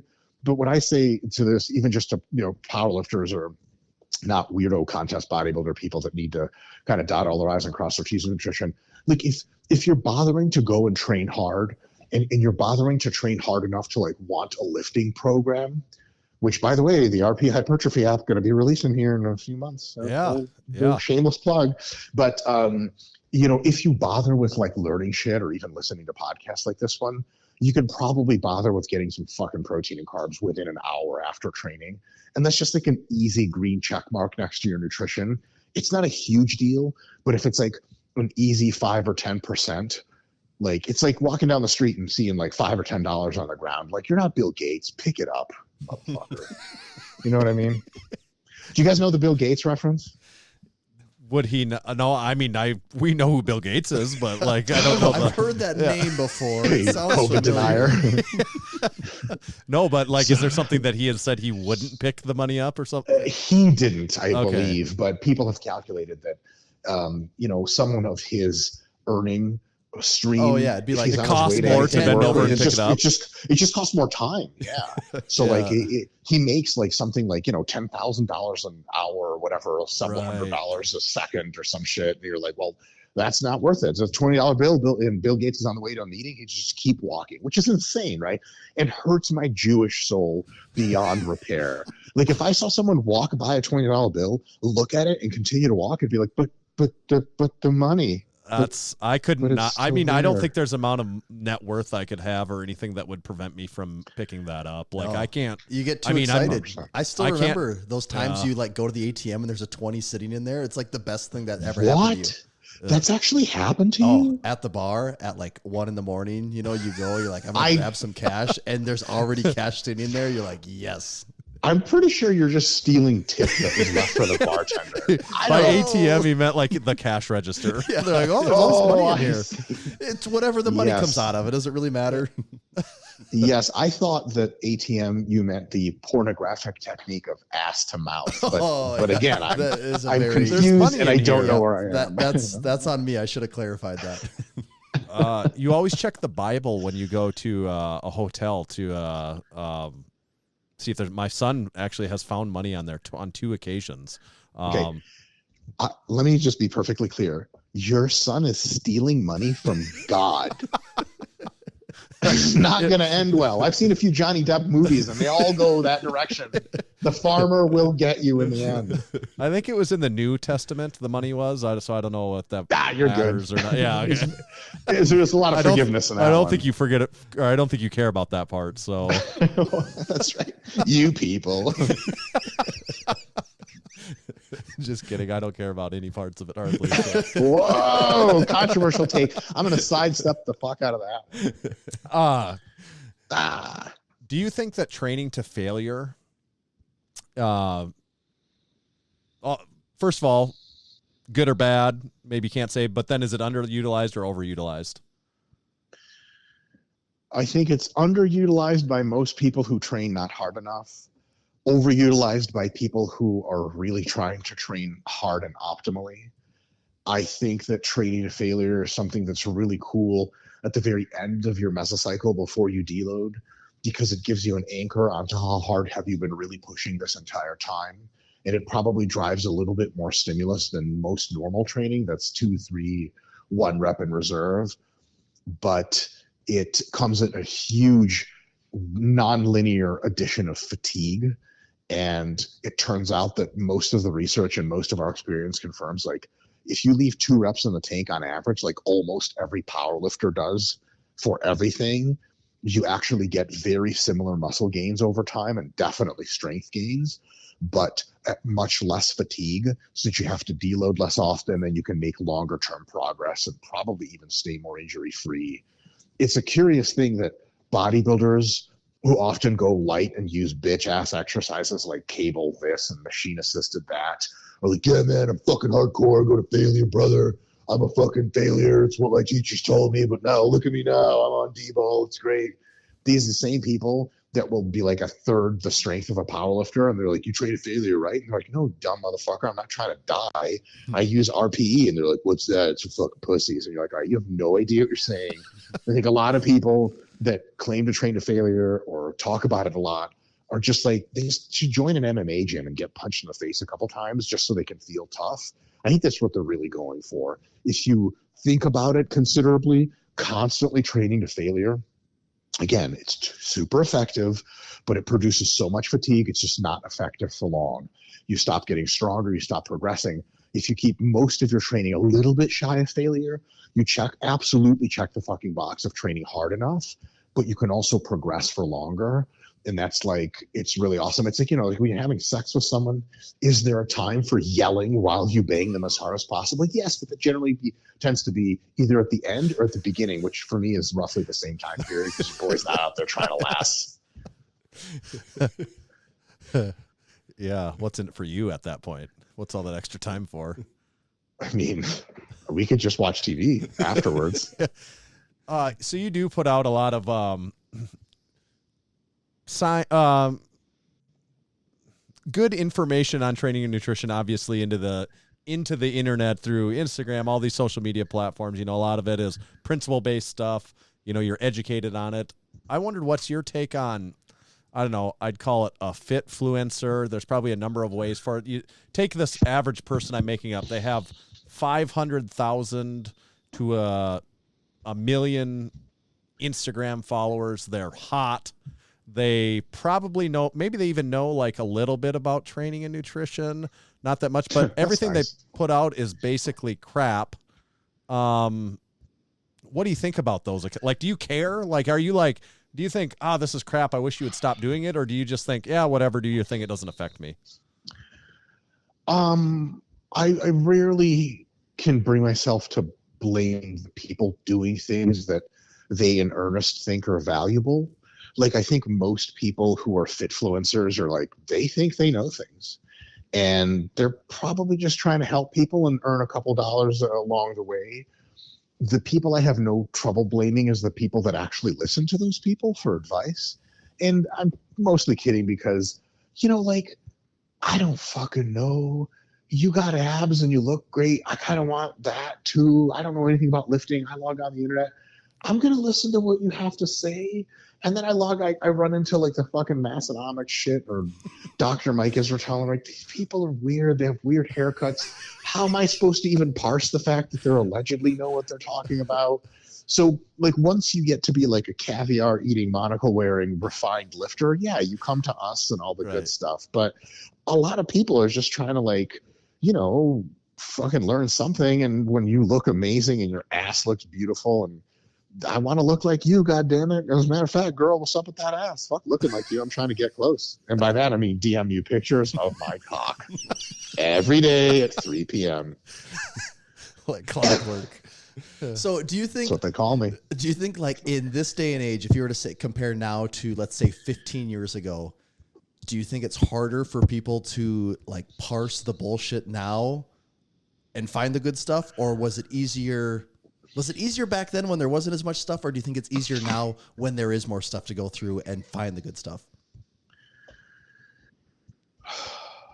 It's a good question. I think back in the day, most of the stuff that was out was awful or just worse.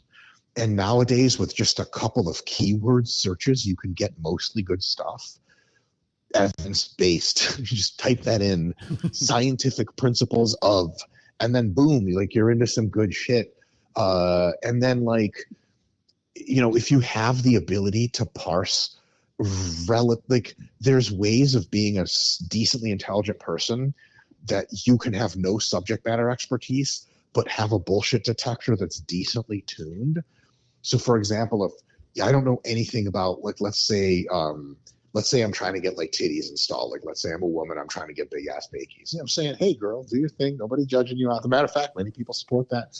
And I'm like, I just don't know which like of these people who talk about how to like find the best cup size and get the best doctor. There's tons of these people on YouTube. I don't know who's like an insane person and who's good. Well, if you listen to them talk, if they have like, if they're like, everyone sucks but me or this other doctor, if they're like insanely bombastic claims, like, listen, everyone else is charging $17,000 for surgery, I can do it for $99.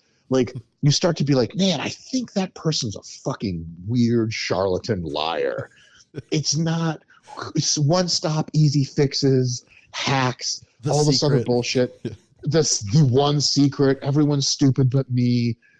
Zero nuance, zero it depends statements, absolutism. If you filter all that out, you basically are down to like Jeff Nippard and 2 other people on YouTube, and then you're learning good stuff. So yeah, I think if you're a decently intelligent person and you know how to use keyword search, you can find all the information that you need, and most of it's going to be pretty good. Now, if you don't give a shit / haven't thought this through, you can find a ton of awful information, but even the awful information is getting better because the common wisdom is improving. Like, a lot of people nowadays do macros. Bro, you guys probably remember, nobody fucking knew what macros were like 15 years ago. There's people that are like chicken and rice and fucking broccoli, and you're like, how much of that? They're like 1 cup of each. You're like, what?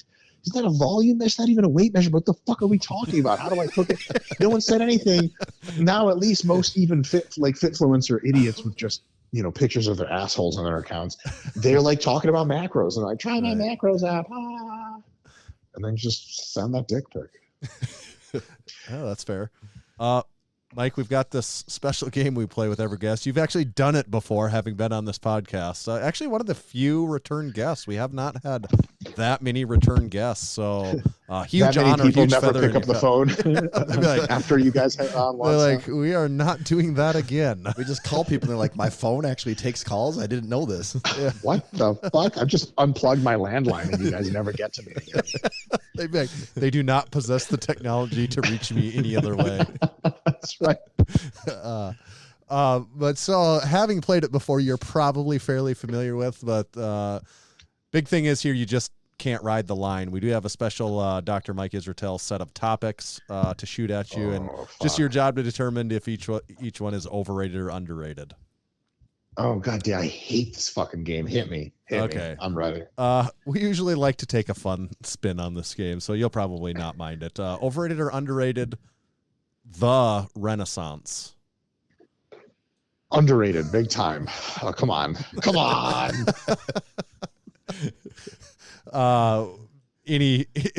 What is it about the Renaissance specifically that you enjoy? I mean, okay, I'll just get right to the point.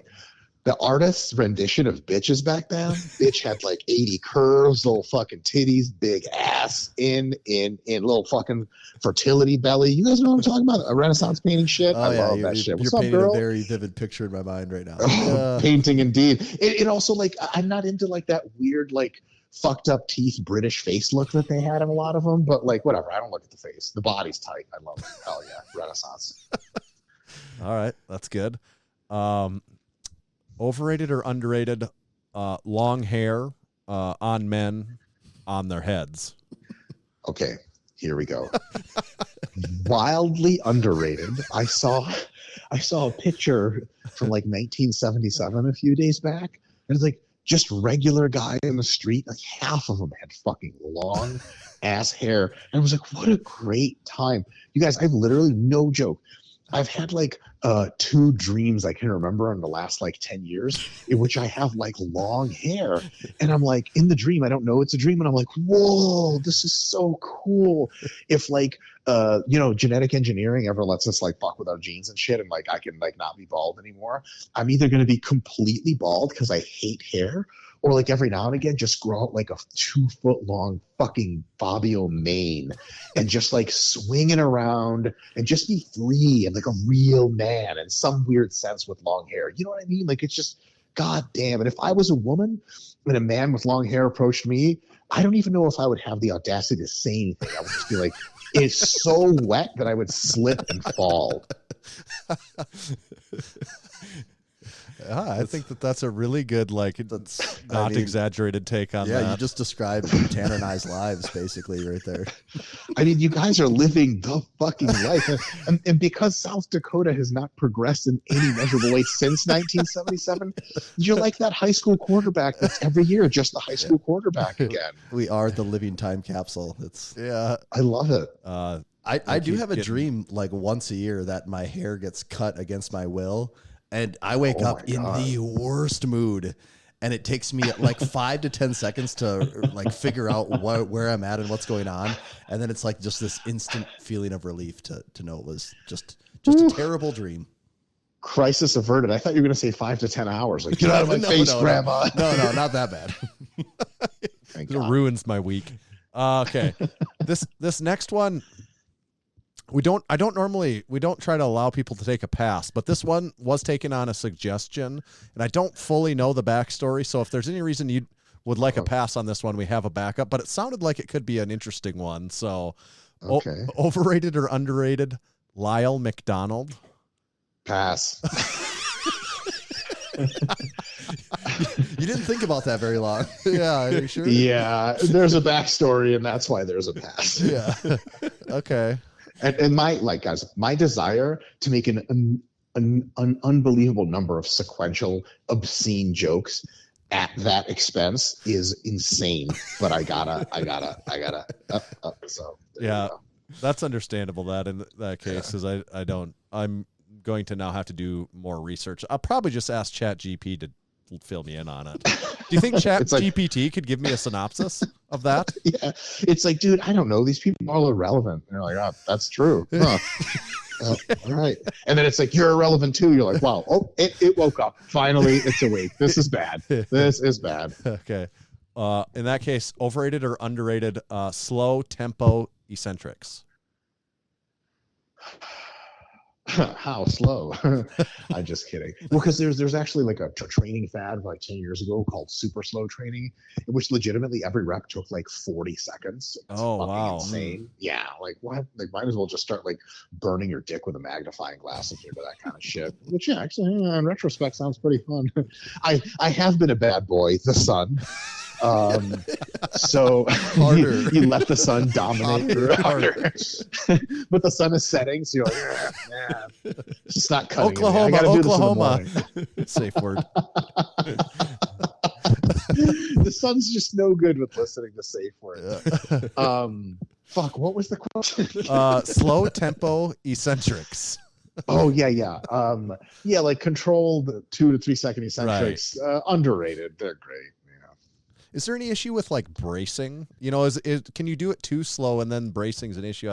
Just made me think of it when you said 40-second. I'm like, well, you know, I would pass out. Right. I'm like, I can't barely do it for 3.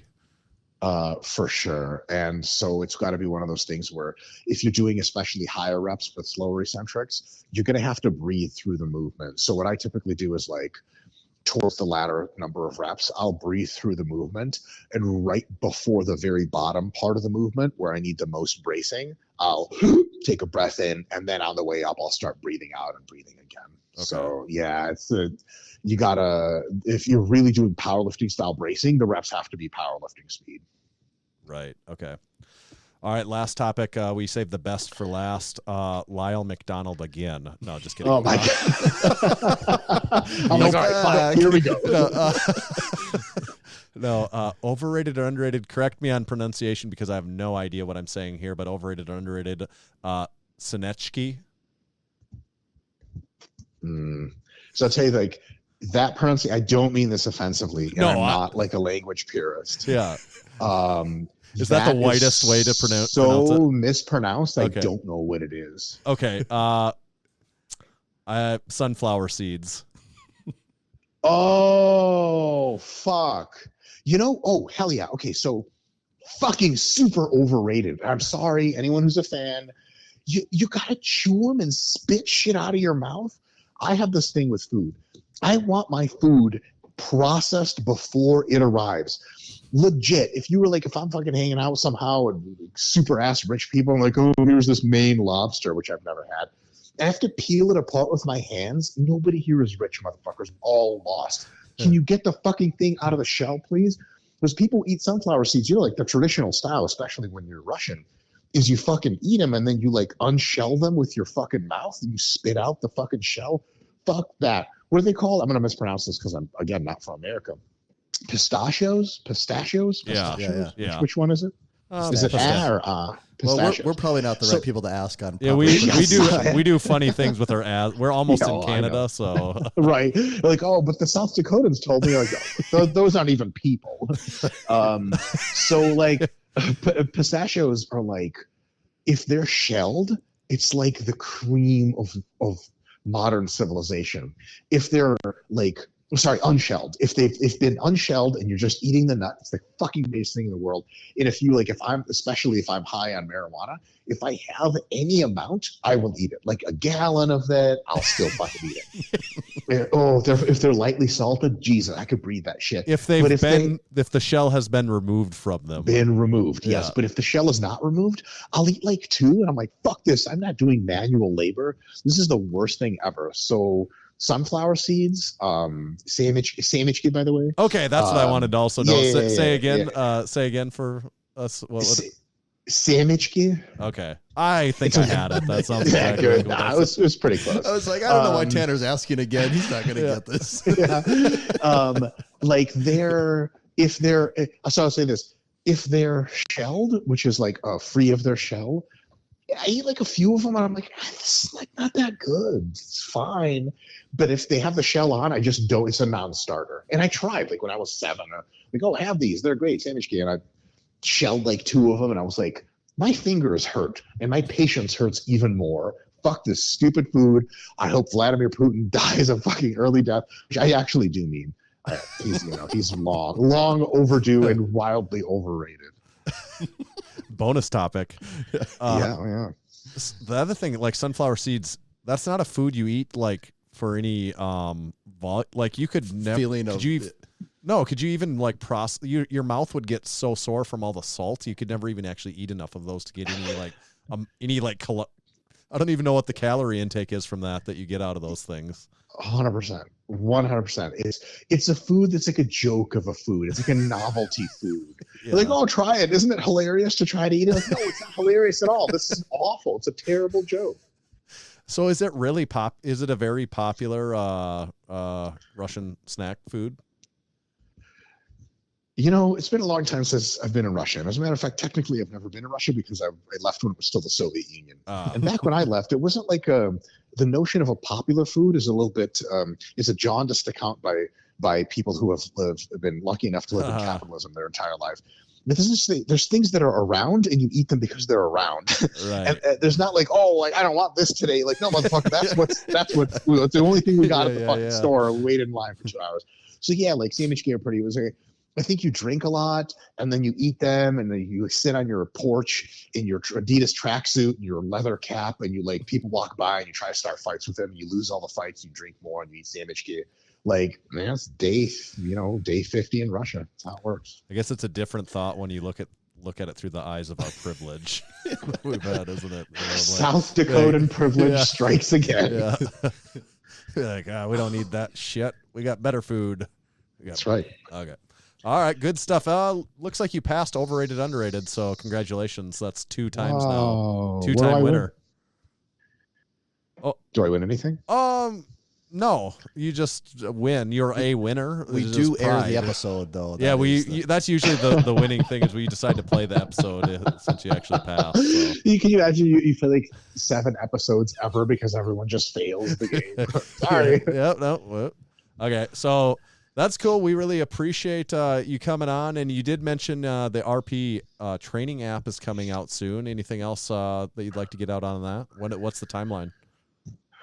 The timeline? When do you guys release your episodes? This will come out the following upcoming Monday here. So excellent. Just like 4 days from now. I thought you were going to say it's actually streaming right now to a rotary phone near you. You have to dial in. It's like when you used to want to like hear what movies are playing at the local cinema. You like called the number. It's like that. Alexander Graham Bell is actually listening to this right now. Yes. So the idea is to release Jesus Christ, software releases are always tough. by June, at some point in June, it should be out, and that would be like pretty late. So hopefully sometime in May. Probably a safe bet is June. I hope I don't live to regret that. But yeah, and it's basically like it just does hypertrophy training. And well, since this is a powerlifting mostly audience, I think the Juggernaut AI app is dope as fuck. And they're a sponsor of the Massenomics podcast, so my heart skipped a beat when you said the Juggernaut AI app. I was like, I hope he's not going to say something. Yeah, please. Yeah. I don't want to have to edit anything.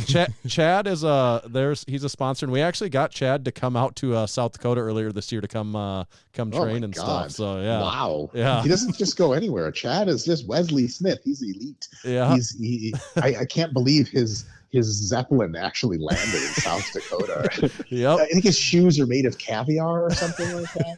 Yeah, his boat shoes. Yeah, 100%. he stepped on the South Dakota. He's like, my word, these animals live like this.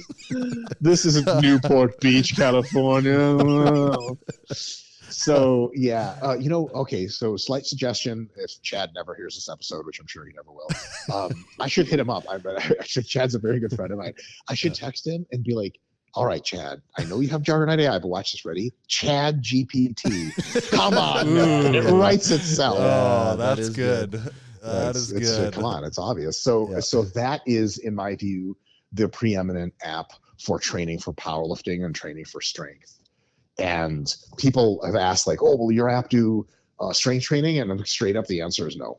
Maybe sometime in the future it'll do some kind of strength training, but for powerlifting, there's just no argument. It's Juggernaut AI.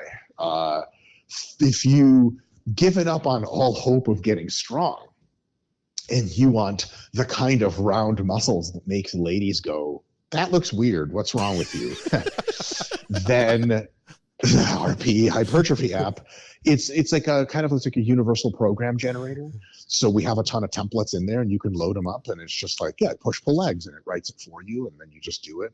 It auto regulates all your loads and all your volumes. It adjusts it. You rate all the how sore am I, how pumped am I getting, all this other stuff, how much do my joints hurt. It adapts the program to you the entire time, which is pretty dope.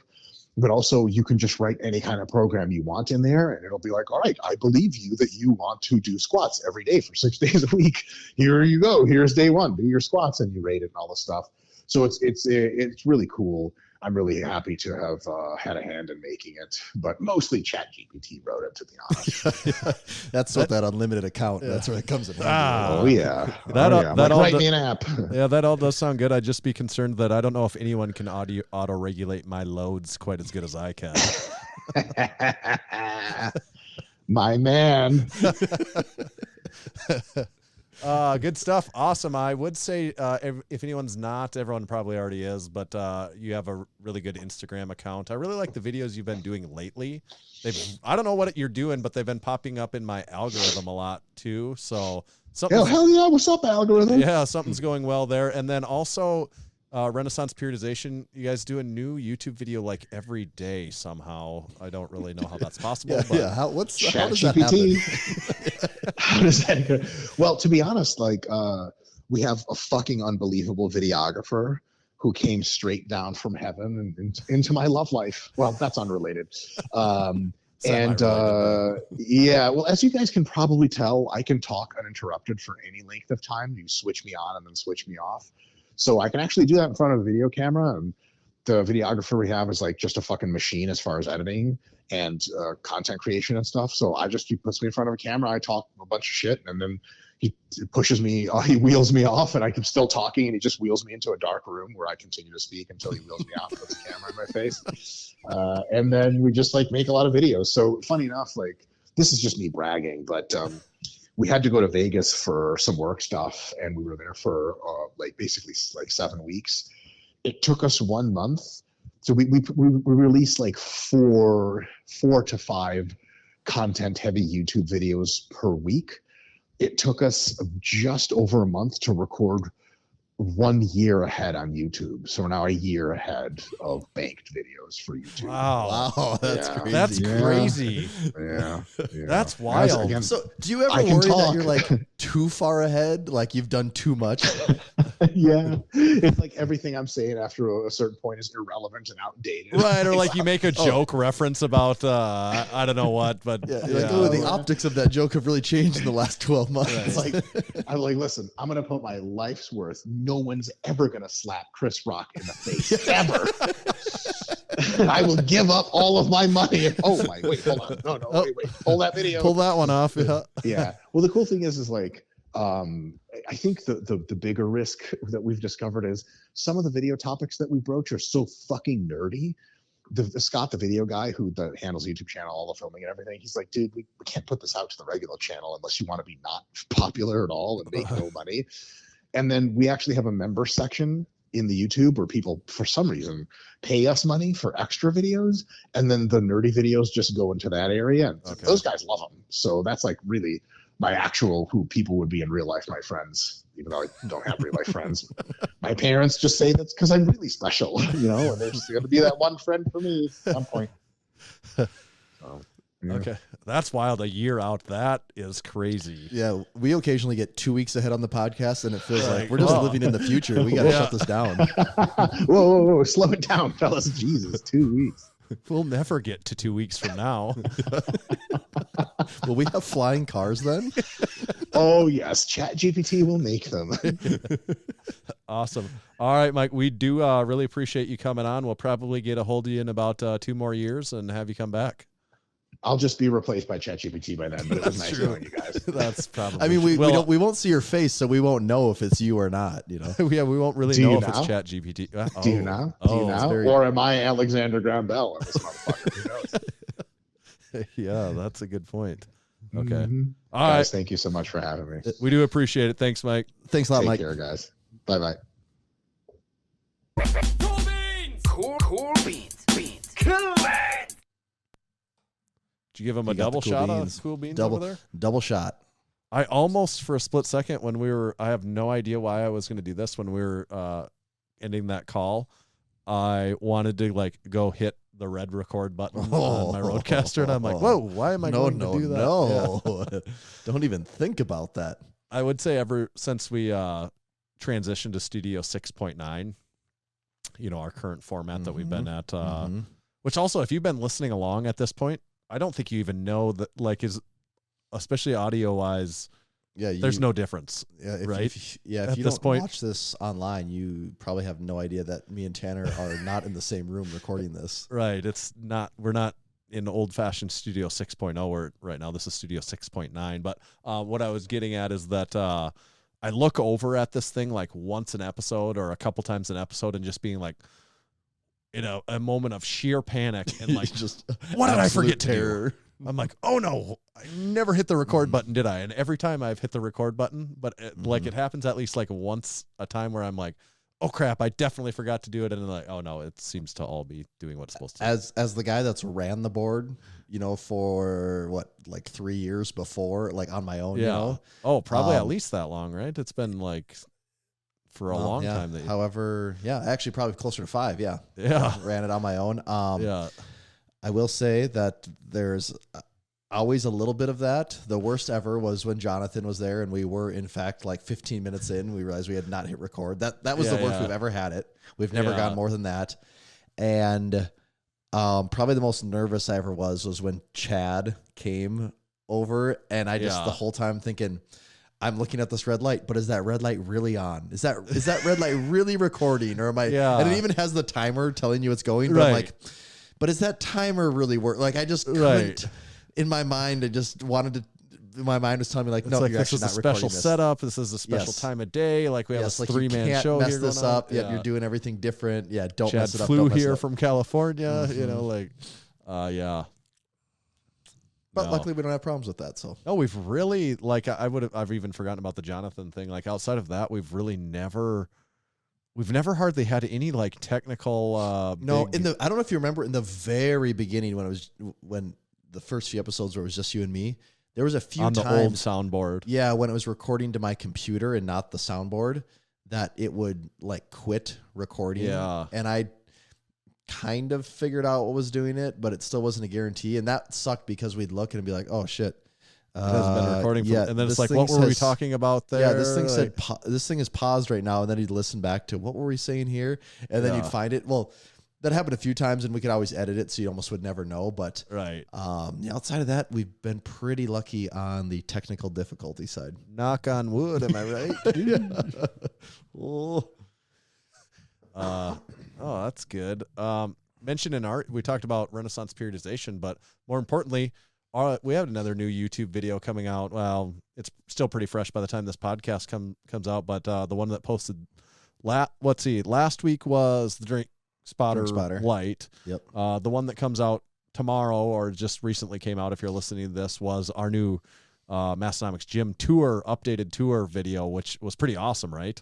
Oh, it was just, we talked about it. The difference between filming that video the first time we did it, which was a little over 2 years ago, I think. Yeah, probably maybe even close to 3 by the time we actually filmed it versus when, or am I wrong? Yeah, because we filmed that one in like January, I believe, and then didn't release it until like July for whatever reason. We filmed it in like January of 2021. Yes. Okay. So actually, yeah, and we shot this one like 3 weeks ago, I think. Yeah. So it was a little over a couple years. Yeah, just a little over 2 years. But even then, I could not believe, one, how much the gym has changed, and then two, just the difference in the style of how we do things. And I think this is a stylistically, visually entertaining. I think it's a way superior video.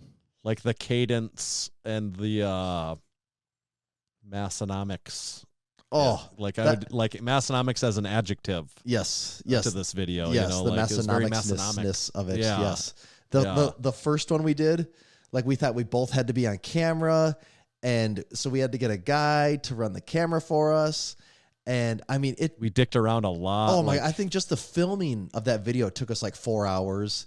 The editing, because we did some goofy stuff with the sound that we didn't have. Like we've gotten some piece of equipment. And we screwed around so many takes of stuff and like so many cuts. Yes. And part of it is we have gotten some equipment that's made life easier. And part of it is like, no, we're just going to do it in the Massenomics style, which is in this case, you're going to be on camera. I'm going to be off camera, but I'm going to be talking to you the whole time. So now we don't have to get some other person involved. And that adds like to this whole confusion. And we're not used to that. Like, nope, it's just you and me doing our thing.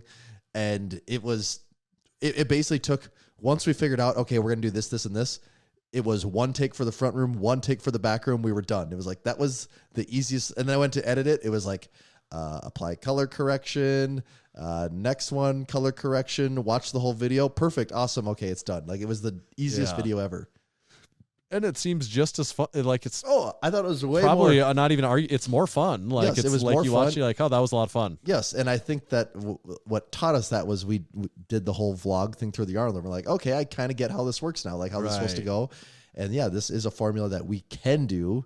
And I think is entertaining. I mean, we seem to have gotten, that's obvious. That is the whole YouTube thing. Like, yeah, the more we do it, the more we can come up with our formula of how we can do it a little bit better here, a little bit better there, like a little bit more efficient here, a little bit more efficient there. So I guess it just does take actually doing it, and it is already starting to like. Yeah, it is. It's dumb. Like it is the out. Advice for anything. It's like, oh, you want to get better at it, just do it. Like right. That is the classic advice. Yeah, and some of it, like the better at it, I think in our case is just figuring out what's the right way for us to be doing it. Yeah, and that's because it's finding not like your voice. It's right, and it's just like, oh no, this is how we do that. Like, your style can't just be trying to be these two people because we're not. But those it's the two same people, thing. so Like you don't find your style by just thinking. I mean, you just start doing stuff, and that's how you figure out what your style is. You know. Right. So so it's not to say that like every video we do ever. It's not like this perfect this ladder linear step where everything gets better and better, better. But I do think over time that is what you'd see, you know, that it just went from here to there. But, you know, we'll have some, I mean, like I have one that I recorded. It's so long ago that I recorded it even. Same that, thing like for there's me. things now that I'm like, oh, wait, I would do that probably a little bit. Like we've gone through some other techniques and stuff that I'm like, I'd probably do that differently, and I think it would make it better. But at this point, it's like, no, we'll just put that out and work on making our future ones better. Because we do have a couple in there. Like we've been we have actually had this catalog backlog that We have a few videos that are in there that are now probably close to 2 months old, if not more. And we have made, I think, some pretty big strides in quality and entertainment over the course of 2 months. But I mean, we'll still put it out there. One other thing I had in here was this actually comes courtesy of the Massenomics Discord crew. They were talking about streaks in there today. They were talking about how long people have gone without puking, how long people have gone without throwing up. How long have you gone? What's your current streak? Do you put it at? How long have you gone without puking? This is one of those things that I think the streak in my life was maybe on 15 years, and then all of a sudden, I'll tell you, I can tell you the day. When was your 15-year-ish stretch? Actually, I could probably tell you. Actually, I probably the powerlifting meet back in like 2000. That I was going to say that was what broke the streak, but actually, what broke it before that was probably when I turned 21. I puked that night too. But outside of that, I think I was in like 5th or 6th grade. I remember being sick and puked and thinking that was the worst thing that's ever happened to me in my life was puking. Yeah. And then, it was probably about 21 was probably the next time I puked. So whatever 5th grade is, what's that? Probably 10-ish. So you went all those years. Yeah. Without puking. Like junior high and high school, never really puked. Never puked in high school ever. I can tell you that because I never got sick. I don't know if I never got sick. Same thing for middle school. Basically didn't get sick. So I never puked. And then, 21. And then from not drinking, the first time I puked from sickness was that powerlifting meet. That was the first time I like felt that feeling being sober and having that happen. And man, that was a trip. And then now ever since that happened, it's like, every 2 years I'm good for one now. That's going to just wreck me. So you're, what's your current streak then, do you think? My current streak, I can tell you it was, last year in like February-ish, because I remember thinking like, dude, if this happened when I was at the Arnold, Tanner would just have to frickin' leave me to die. This would be the end of me. I'd be done. Like, go on without me. Yeah. And I remember I was so scarred by that, how hard I got wrecked that even at the Arnold, I'm like just afraid to eat everything. Like, am I just going to die because this just totaled me? But so it's a little over a year would be the last time for me. That's good. It's not a bad streak. Well, if we're doing our puke history, let's see. I think I didn't have a stretch in that time period. I think for the course of me being a child up through like high school age, I had maybe an average number of being puke sicking. Every couple of years I did it. Like I never had a good streak there where I didn't. And then I had a very bad streak from probably 16-ish to 23. It wasn't because of being sick. It was because of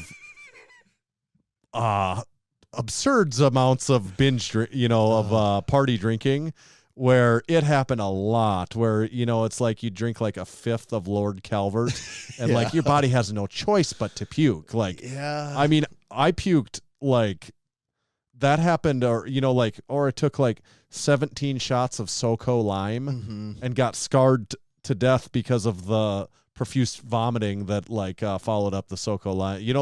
That happened to me probably 15 times over, at least a couple times a year for, like I said, for like a 7-year stretch there. See, because it's just horrible liquor binge drinking. I always thought there was a lot of times where I was young, like really felt like you overdid it. Oh, I'm not proud of, not recommending this. Like for me me and my brother were opposite sides. Like he can just get he parties hard too, but he can get a whiff of something wrong and puke. And for me, it's like, I don't know. It's for sure been less than 10 times that I've ever puked from drinking. It might be 5 times, maybe less than that. It's very few times. Then, when I'd say I got past about 23, I mean, I still continued to drink, but I stopped being like, I'm not just taking like 12 shots of tequila for the pure sport of it. Like, I'm not like, I don't need to be the drunkest person. I don't need to push the limits of what's possible. Right. I don't need to find out what my stomach can physically, what a human body can actually go through, through and still survive. So I went a very long time. I think I had like a 5-year plus streak, and I never was, once I got to be adult, I never had the actually puking from being sick thing. Like I haven't had that for a very long time. Like I get my stomach feels bad or I get the craps and, you know, like I don't want to eat and stuff like that, but actually vomiting, not really. So I was on like, I would definitely over 5 year. I don't know how many year streak, but then at my bachelor party, so you would have been there. I did puke. That's a story for another time. Yeah. That wasn't just from like extreme drinking. That was from us just it's just a lot going on. Yeah, it's just a lot going on. That I actually puked there. So that ended a really good streak that I had. And then from there I went on a few year streak, but then I was sick, like a bad fever and in bed and stuff like that. I can't remember what the sickness was, and someone brought me antibiotics, like one of these giant horse pill antibiotics that I got prescribed and I had to take, and I was on a way empty stomach, which I shouldn't have taken it on empty stomach. And I took that, and this was at my old house, and me and everyone in my family that was old enough to have memories at that point in time vividly remembers that day, because my vomiting is earth. It moves heaven and earth. Like when I do it, it's not like, oh, violent. Let me go to the toilet and be like, blah. You know, it's like, you know, they left the house because it was like, oh, that's bad. You know, like they had to exit for a while because of and that's how it feels to me too, I would say also. Like that's how damaging it is. Like this, I'm like, oh, this is like ending my life right now. Yeah. Like the pain, you know, when I puke, it feels like I am screaming at the top of my lungs into the toilet. Like it is, everything is coming. And not only is it coming out of me, it is coming out of me with the loudest volume and I don't feel like I'm trying to do it, but it's like the loudest noise I ever make in my life is when I'm puking. If I'm really drunk though, if I was puking from drinking, that'd be different. That's different. Then it just kind of happens. It's just right. Yeah, that's different. But the actual, like the sickness, oof. That's bad. So then that's my streak now. So I think I'm at like over 5 years now since then. That's pretty good. So on a pretty good streak. Yeah, proud of that. Like to keep it that way. That's a good streak to keep going. You don't want to break that one. It's a good streak because mine is violent too. Like I do remember yours. Like I'm a little traumatized by that experience in the hotel room for the powerlifting meet, but more so I was just thinking like, oh man, there's no way that dude is going to be able to power lift tomorrow. Like there is no way. Yeah.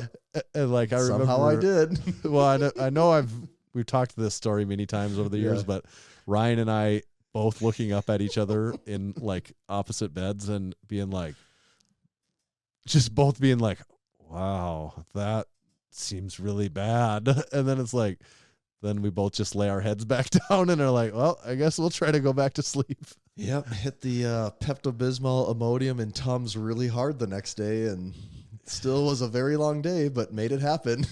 Yeah. So puking, overall not fun, is it? No, and actually now that you say it, I was really feeling like my streak was already going to end. This was about 3 weeks ago. Everyone in my house puked multiple times over the course of a week besides me. And the funniest one was our 7-month-old baby girl. She was just, I don't remember my son ever doing this, but she was doing the projectile vomiting thing, which out of a little baby, it's like, you're like, what, 1.5 feet tall? How does stuff spray out of you like that? Like it's a loaded gun, the way it's just spraying out. Yeah. And there was at one point, we thought she was done with it because it had been a little while. And my wife was holding her and burping her, and she kind of started to like burp and spit up a little bit. And she's like, okay, take her. She's doing it too much. And I went to go grab her. She's facing my wife. They're sitting in a chair, so I'm grabbing her. My daughter's facing away from me. And it's just like I was holding a gun and it was just shooting. And I could just turn her in whatever direction. It was like I was spraying a hose. It was just going everywhere. And I couldn't stop laughing because it was so like absurd. The Family Guy, it was so absurd, but it just kept going and going. And I'm just like spraying it. And it was. So did your wife get like Nickelodeon slime? Yeah. She basically did. And even she was. I mean, she was grossed out, but she was also laughing at just the craziness of it because it doesn't make any sense that this little thing can just spray puke everywhere. Oh, Anything else about puke, or did we pretty much? I mean, if you really want to have puke stories on, we could have Ryan on someday, and he could just tell you puke stories. He'd give us the ins and outs. Oh my God, it. he could probably talk for hours about puke stories, but no one really wants to hear that. Let's be honest. No, we probably actually covered it a little bit too much, didn't we? Actually, I've been talking about puking for kind of a while now. If you were kind of a little sick to your stomach and listening to this, you'd be like, "Oh, shut up, guys! That's enough. I don't need that. I don't need it." All right. Anything else? Make sure to leave us a 5-star review so we can hit 500, and we'll be there. So if you want to get in on it, now is the time. We got something big coming as a part of that. Once we get there, become a supporting member, please. Buy a 7-year strong Massenomics podcast tee. We also just restocked the bench heavy tee, the deadlifter tee, the lift hard, live easy skull tee, lift shorts. We got a great stock of lift shorts right now. Buy one of those if you can afford them. Buy Drink Spotter lights. Buy a Drink Spotter light. We've got a few Massenomics crew socks, pairs of socks left. You can get a pair of socks. Drink Spotter light, Drink Spotter classic. Buy all the Drink Spotters. Mm-hmm. Tommy, where do they find you at? You can find me at Tomahawk_D. And before I tell you where you can find me, I wanted to tell you about one other thing. SPUD Inc. SPUD-ink-traps.com. SPUD Inc. makes a variety of belts. But which one is right for you? Well, head over to SPUD Inc. and you can find out. From the classic deadlift belt to the new Olympic belt, no matter what kind of athlete you are, SPUD Inc. makes a belt perfect for you. I was just looking here. They've actually got 19 different belts for sale on the SPUD Inc. website. I like they've got the men's deadlift belt 2-ply. It's kind of the cinch strap style that a lot of people have seen before. They've also got the Super Pro Series belt 3-ply. That's like the ratcheting style that they have. They got a few different ratcheting and then different heights and thicknesses. So check out the belts at SPUD Inc. If you order anything at $75 or more in the 48 state U.S., this excludes Alaska or Hawaii, you actually get free shipping. And when you order, make sure to tell them that your good friends over at Massenomics sent you. You know what I always say about belts? The best. Buy one, damn it. The best one is the one you have on you. Ain't that the truth? That's what I always say. Today's show is also brought to you by Texas Power Bars. Buddy Caps first started lifting weights in the late 60s and began powerlifting in the mid-70s. At the time, he was working for Image Barbell building gym equipment. Around 1976, a local machine shop started making Olympic bars for them, calling it the Image Bar. In 1977, Image Barbell became Champion Barbell. It was then that Buddy started looking at the bars with an intent of changing them for the better. In 1979, Buddy bought his first lathe to begin addressing the known issues. In 1980, his passion, drive, and purpose now had a greater mission. Buddy set out on his own to make what he believed was the greatest bar he'd ever seen and trained with, and the Texas Power Bar was born. It was strong as the house with the best knurling and was maintenance-free. Hundreds of state, national, international, and world powerlifting records have been and continue to be set and broken on the Texas Power Bar. To learn more about Texas Power Bars and buy one of their legendary bars, visit texaspowerbars.com. Thank you, Texas Power Bars. How convenient was that Mike had good things to say about Juggernaut and not bad things? I assumed giving his, I know that those two have done a lot of work together. Yeah. So I was assuming he was going to say something good, but there was a moment in time there where I'm like, is there something he doesn't, is there something I don't know? Because I'm not privy to everything is he gonna going say, on. Oh, they got it all wrong, and actually I'm going to do it right? Right. So no, that was perfect. Not surprising though. We didn't really even talk about the 7 Scientific Principles of Strength Training book. I think you were reading that recently. Yeah, I'm not quite done yet, but okay. Yep, I'm getting there. Very good book. I think we talked about that with them last time. I think we did, yeah, because you had already read it. So, okay. And now that we did remember to read the final ads, you can follow me at Tanner_Baird, but just make sure to follow Massenomics at Massenomics. See ya.